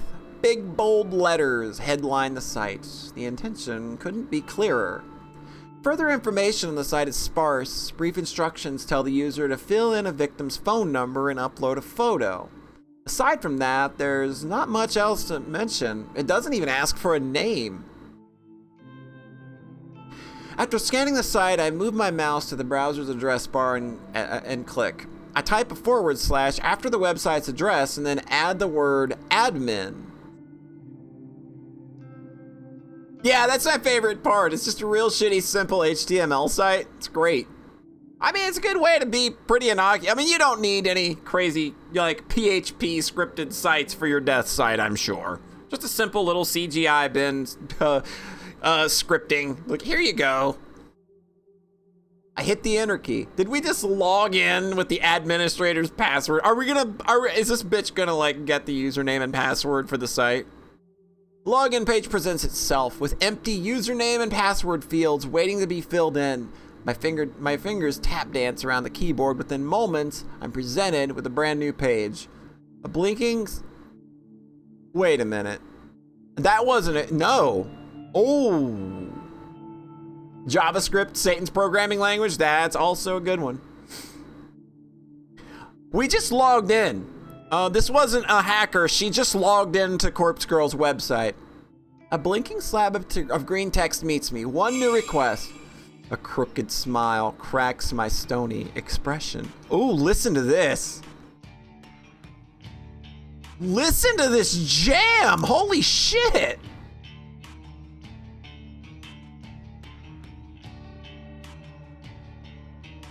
Is this 46 and 2 by Tool? My shadow shedding skin. A crooked smile cracks my stony expression. Why would you not change the admin URL, right? Finally, somebody has requested a death. Somebody has asked me, Corpse Girl, to kill a victim. This is where things get exciting. I giggle and feel my cheeks flush red. It feels weird reading the word red in green. I think that just broke my brain a little bit. I giggle and feel my cheeks flush red. This is the first request I've had in about a week. I've been logging in every evening, fingers crossed that somebody has elected a new victim for me. Today, my wishes come true. I can't help but feel emotional at a time like this. My lower lip trembles and I fear tears welling up. I dab the corners of my eyes gently to avoid smudging my makeup. As I hover my mouse cursor over the view request button, a familiar and pleasant tingling sensation surges through my chest, my stomach, my thighs. Oh, baby, here we go. Oh, boy. I shiver with anticipation, my hot and steamy breath beginning to fog up the laptop screen. How close are you setting to this thing, lady? I click the button. Request details. Today, 2:47 p.m. local time. Victim's phone number. Downloading image attachment. Who the hell? The victim's photo automatically loads on my screen. The person in front of me is a total stranger, but that's okay. It doesn't change the task set out before me. A woman, rather plain, in her early 30s. She's well dressed with minimal makeup, and she's not particularly putting her personality on display. It's a nice photo, better quality than some of the images I've received in the past. She looks like a complete NPC. In fact, the photo looks like a corporate ID picture. I wonder if it was downloaded from a company database or a website. Well, the source of the photo doesn't matter. The simple fact of the matter is that somebody has made a request for this person to die. If the boy talked about murder instead of petty crimes, maybe Noriko would like him more, right? She might be into that. I think if you talk about murder, she definitely seems to get off on people doing normal ass shit like eating lasagna, but I don't know. This boy talked a little bit about murder. Well, the source of the photo doesn't matter. The simple fact of the matter is that somebody has to make a request for this person to die. It falls on me to fulfill that request, and as Corpse Girl, I take requests very, very seriously. I have the person's photo, and I have her phone number. All I need now is to select a way for her to meet her untimely demise. I've previously thought about including an extra field on my website, an option for the user to choose the way they want their victim to die. After all, it would reduce the amount of strain on my creativity if the method was decided for me. I mean, why not? You know, Noriko's got a lot going on as it is. Why does she need to be creative when it comes to the old murder as well, right? But after careful consideration, I decided against it. Some people are sick, twisted. The cause of death could be far beyond my means and impossible to achieve. Therefore, allowing the user to define the cause of death just isn't feasible. Instead, I'll stick to my current modus operandi. Everything depends on the quality of the victim's photo. If it's detailed and the victim's features are easily distinguishable, then I can be rather creative with the cause of death. Perhaps the victim's face suffers grotesque burns, or she has some iron stake thrust through her skull. However, if the victim's photo is low quality and doesn't provide enough detail to identify the subject, I have to resort to the default cause of death. A terrible, unlucky fall from a great height. Maybe she slips, or maybe someone stumbles into her and sends her tumbling over a rail. The end result will be the same, a swift, crushing death from on high. The victim will end up face down on the concrete, completely unrecognizable, save for her clothes and accessories. It's not my favorite cause of death, but in some cases, it is necessary. Regardless, it's still a valid way to fulfill the request. For now, it's time to get started. I cannot believe that we're just diving straight into this. Like, I kind of thought, I had a feeling that Noriko was Corpse Girl, just looking at her and how much emphasis is put on her in the intro. I'm just shocked at how quick we are jumping into, all right, I'm at home, let's go do some murder. I'm shocked, and they're just revealing that, yeah, this is who she is, this is what she do. Now it's like, how the fuck she do it? I can barely contain my excitement. I squirm against the couch, crossing and uncrossing my legs in a vain attempt to dissipate the heat rising through my body. Taking a deep breath, I try to calm my nerves and get to work. The victim will receive a photo of her own corpse, time-stamped with the date of her death. It's Corpse Girl's signature move, my calling card, if you will. Seeing an image of one's own disfigured corpse is sure to strike fear into one's heart, and that's precisely the reason I take this step, to make the victim panic and act rashly. Yeah, like, she just hates it when she sent some terrible-ass JPEG from a flip phone camera. I was like, fuck this. I can't be creative with this. First things first, I saved the victim's photo to my laptop hard drive. I store it in a folder discreetly named System Files, hidden away in the root directory of the operating system, just like I hid the administration the administration panel for my website in /admin. It's a password encrypted directory. The password is probably password. Next, I open up my favorite image editing software and load the photo. Looking carefully at the detail of the picture, I can see that this will be a work of art. I can really go to town with this request. I minimize the software, open my web browser, and access a particular website. The database of the deceased, the DD as it's known on the dark web, my secret weapon, the ultimate resource for my work. The DD is a collection of countless high-resolution photographs of dead bodies, murder victims, crime scenes, suicides. If somebody has died in one way or another, chances are good that some perverted individual has captured that moment in all its gory glory. Okay, this is interesting, because I was wondering how we were gonna do the send the person a picture of their corpse. I was wondering how we were gonna do that. And then it just turns out this girl's really fucking good at Adobe Photoshop.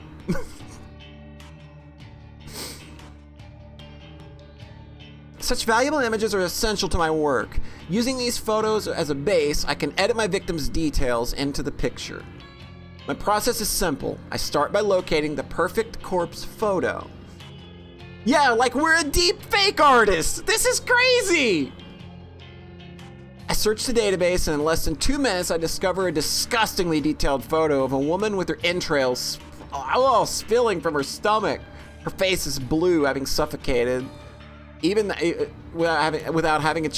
before even having a chance to bleed to death. She's about the same age as my victim, and of similar height and build. Finding a photo that specifically suits my victim's features is easy thanks to the DD's excellent catalog of tags and filters. I simply search for the keywords that match my victim's description and find a corpse that fits. Using this photo as a starting point, I digitally edit my victim's face onto the body. It's not some quick job that even a child could do. It's a painstakingly crafted work of art that would fool even the keenest eye. An hour passes, then 2, then 3. Before I know it, midnight has come and gone, but the work is nearing completion. All that remains to add the final touches. I like to add specific distinguishable details to an image. A personal item or accessory, clothes, makeup, you name it, I can edit it in. With the personal details added, I adjust the lighting and color palette, just slightly, enough to make the photo truly unique. If the victim decides to reverse image search the photo and discovers that it's a forgery, all my work will have been for naught. And with that, the masterpiece is complete. A grisly, gruesome, gratuitously gory gift to the soon-to-be departed. The victim will receive the photo of a corpse that is, for all intents and purposes, a perfect replica of her own physical form. She will open the image on her phone, and the life she once knew will crumble to pieces. My lips curl into a satisfied smirk. During my hours of work, my breathing eventually steadied. My excited nerves settled into a zen-like calm. But seeing the finished art piece now, I began to feel my heart pounding once more. The macabre vision before me is exhilarating. Adrenaline and dopamine surge through my body, giving me a sudden head rush of bliss. To say that I'm attracted to the sight of blood and guts would be misleading. No, I'm not into that at all. The excitement stems from the thought of taking control of somebody else's life, dictating their future, controlling their fate. For with the creation of this image, I have taken the victim's life into my own hands like a puppet master pulling the strings of a marionette. By forging this convincing creation, I will compel the victim to take her own life. That's fucked up! That's right, my own hands need not become stained. The hands of Corpse Girl have never been dirtied with the blood of a victim. This is the true nature of my work. Carefully crafting corpse photos in such a way to convince the victim that their fate is already sealed, that no matter what they do, they cannot escape the death that awaits them. And the date stamped on the photo is the icing on the cake, the ultimate driving force behind the victim choosing to end their own life. A date so near in the future, a time that has not yet occurred, a fiber of uncertainty carefully interwoven into the image that causes the victim to pause and consider the possibilities. Is this photo from the future? Is this truly my fate? I am loving that this is conventional. I'm like, what? My mouth is still.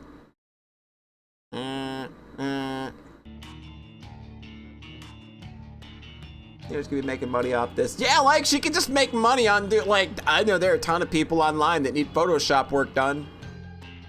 But I'm loving that there's like, because I was curious as to like, how is this gonna work? Is this gonna be like some supernatural sci-fi thing?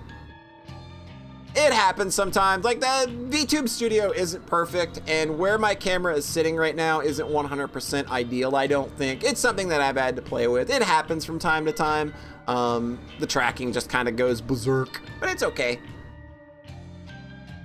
Is this truly my fate? How can I overturn a future that has been pre-decided? These are the thoughts that run through a victim's mind. Despair and dread flood the senses. Overwhelming anxiety gives way to calm acceptance. Yeah, the conventionalist has a nice touch, but I feel that this wouldn't work. Then again, 3 weeks in the future, she is a literal corpse outside enemy's apartment, so maybe stuff does... Yeah, I think that there's definitely going to be a part where, like, we're gonna be getting into some real weird shit, but the way she's fucking with people right now feels like a good kind of, like, gateway into somebody noticing that and being like, hey, I can make this even better. So that's kind of where I feel we're going with this. It's like somebody's gonna catch on to what she's doing, and she's gonna get a new partner in crime. This is my dead body. This is how I die. Why should I fight it? And when the victim's last vestige of resistance gently breaks, like a silk spider web being torn by a cool breeze, they finally give in. They invite their end. This is the way it'll go down for this woman. This complete and total stranger. I'm confident, certain, convinced.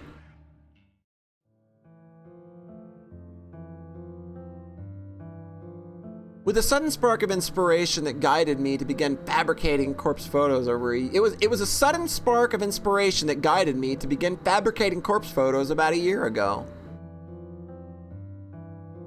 I can never quite recall exactly what it was that spawned the idea. Sometimes I get close to remembering, but the recollection dances at the edge of my mind and slips back into the darkness. Regardless, I ventured down a dark and dangerous path. I built Corpse Girl's website and invited strangers to request the deaths of people they knew. It was a sales tactic, simply a way to encourage users to submit images. I had no intention or means of ending lives. Little did I know the true power I wielded. I only intended to create corpse photos and send them to people for fun. I wanted to startle and scare unsuspecting fools. It would be a lie to claim that I didn't get off on it. Number of things that this girl gets off on that we know about now. We're learning a lot about her tastes. And I'm okay with it. Or all the other bitches. Yeah, there you go. Maybe she's gonna be part of Team Bitch. I don't know, Noriko does not strike me as the kind of person that would get along well with Team Bitch. I do think that Kurosawa is her sister, though. The bitch that did the dirty in the prologue. I definitely think that's her sister. The thought of people shrieking in fear at the sight of their own corpse was more than delicious. It sated my budding lust. It filled a dark hole in the depths of my soul and gave me purpose. Never in a million years did I dream that one of my corpse photos would result in the death of another human being. I'll never forget her name, Ruri Hatano. 20-something, slim, gorgeous, eyes that took my breath away the moment I gazed upon her portrait. She was the first person to make me feel bad about crafting hoax photos, the only person to make me feel bad about it. But I did it anyway. Corpse Girl never rejects a request. It's my conviction. I forged a beautiful rendition of her death. Thanks to some rather macabre source photos obtained via the database of the deceased, I strung Rory's corpse up in a field like a ghoulish scarecrow. The photo was incredible. It was my 5th or 6th work, the 5th or 6th time a user of Corpse Girl's website requested a death. Ruri Hatano died just hours after receiving the photo. I don't know why. I don't know if she killed herself or if someone murdered her. But I know one thing.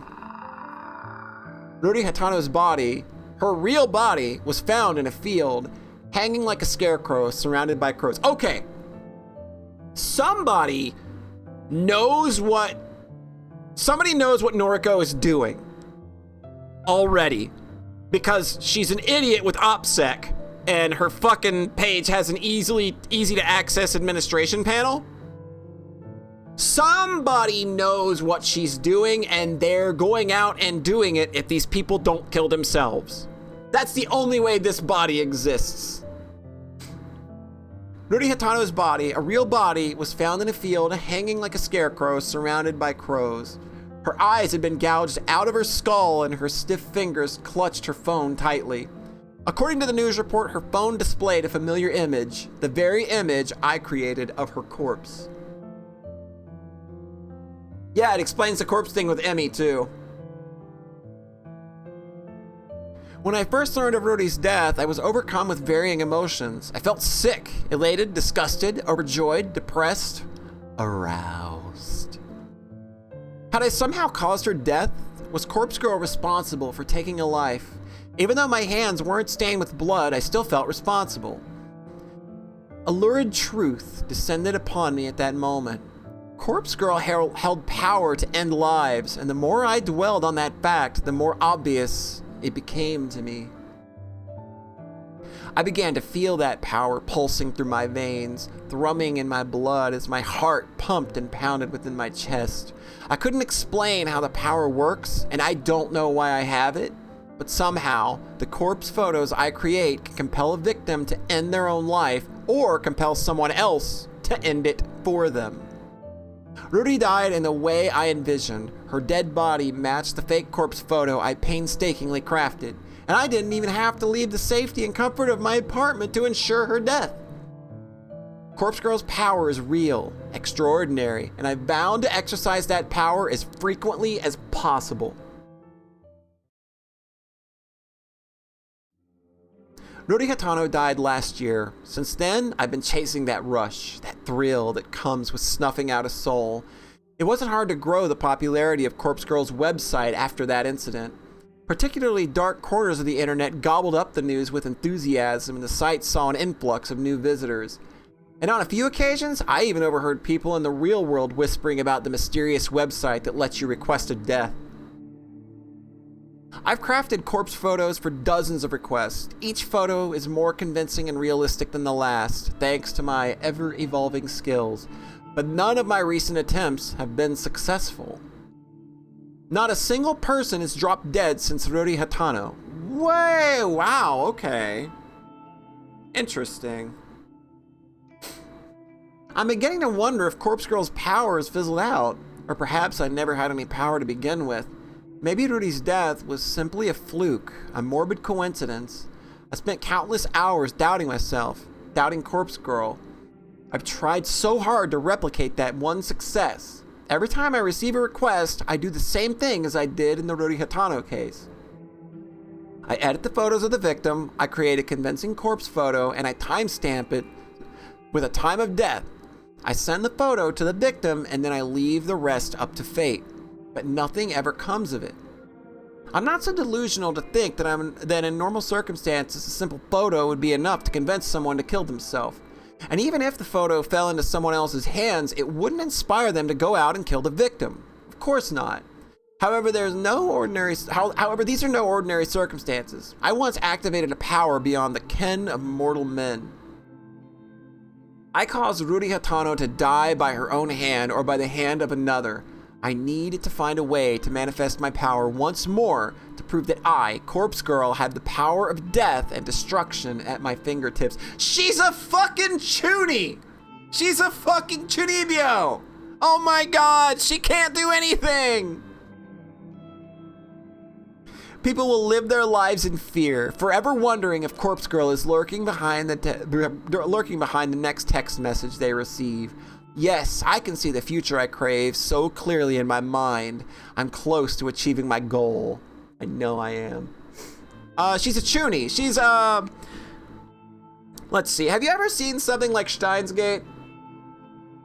Hello, Dark Ganon. How you doing?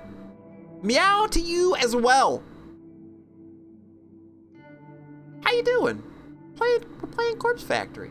Yeah, it's basically middle school syndrome. They have these delusions of grandeur. Yeah, like Steins Gate. Yeah, okay, there you go. Okabe. That's a chunibyo. That is typically what somebody is referred to in Japanese society. Yeah, someone that thinks they have special powers and stuff, and yeah, it's just like that. Yes, I can see the future I crave so clearly in my mind. I'm close to achieving my goal. I know I am. And when my dream comes true, I can finally.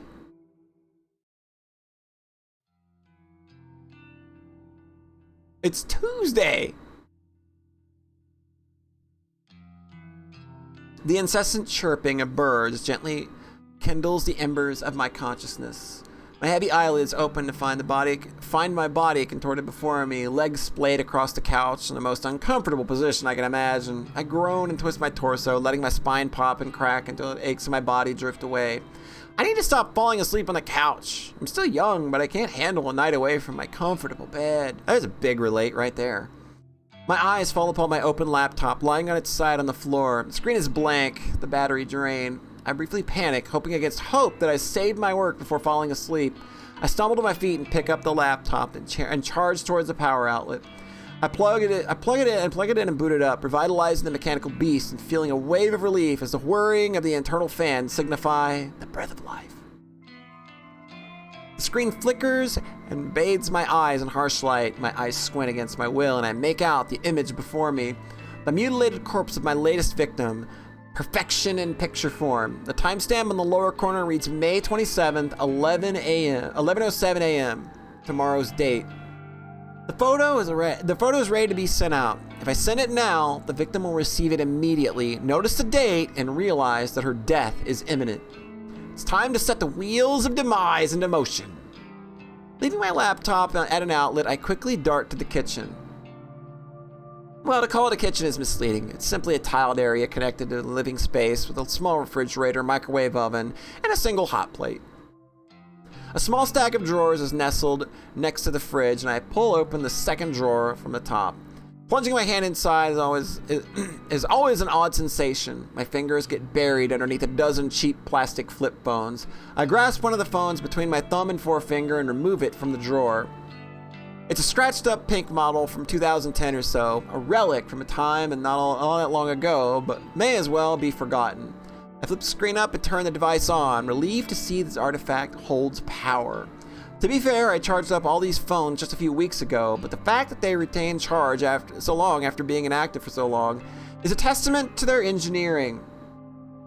In any shady line of work, these kinds of phones are referred to as burners, cheap, disposable devices that are discarded as soon as their purposes are fulfilled. I acquire them by rather unsavory means, but that's neither here nor there. I use these phones to send out the photos I make. By doing this, I avoid using my personal phone and thus prevent anything ever being traced back to me. When the photo has been sent, I keep the burner phone for 24 hours just in case the victim sends a reply. I know I'd get a good laugh out of that. Of course, I don't keep the phone on my person. I store it in an old shed in the back of my apartment building. When 24 hours have passed, I remove the phone's SIM card, snap it in half, and discard it into the combustible trash. The phone itself gets smashed and trashed in the dumpsters outside the convenience store. I also delete the photo off my hard drive and clear my internet history. Obviously, I don't even use my own internet connection at home. I leech off my gullible neighbor's Wi-Fi. He's under the impression that I can't afford my own internet connection, whether or not I convinced him that such is irrelevant, so he's happy to share his connection with me. Should the police ever try to track my actions, they'll be only led straight to my neighbor. I've gone to great lengths to ensure my actions are untraceable. This has all been in anticipation for my inevitable success. Looking down at the pink phone in my hand, I clear my mind and focus on the task before me. The photo is transferred easily from my laptop to the burner phone. Once complete, I open the text messaging app, and enter the victim's phone number. I leave the message field blank and I attach the photo, of course. The victim will receive an empty text message from an unknown number with only an image attached. The image is just about ready to send, but there's one more flourish I like to add. I open a particular app that I previously downloaded to every burner phone. It's simply called Number Mask, and it's one of the most ingenious apps I've ever used. The app asks for the number I want to use. I punch in my memorized trademark 666-33-666-22-666-44-666. Now when I send a text message, the receiver will see the numbers appear on the caller ID. Not only does this mask the burner's real phone number, but it's an extra calling card to help boost my infamy. I smirk, my thumb hovering over the send message button. This is it. This is going to be my long-awaited victory. The second victim is going to end up dead. I just know it. This is the stepping stone to my success. The second of many bodies that will pave the way to my glory. I send the message.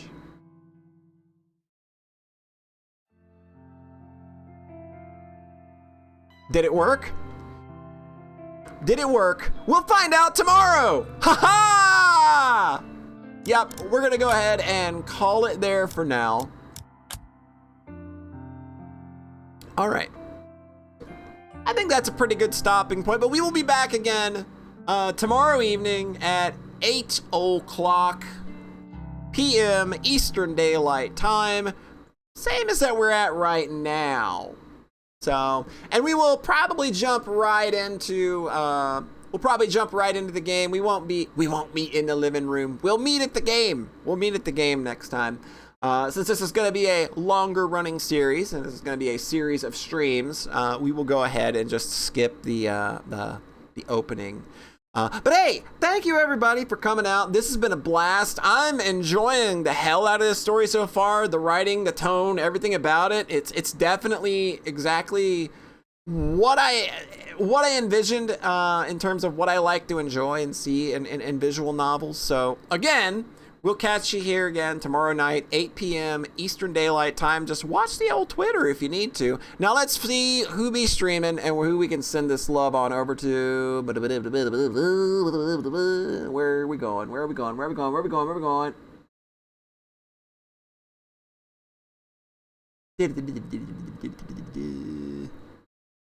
We got a bunch of people, got a bunch of friends playing Genshin Impact.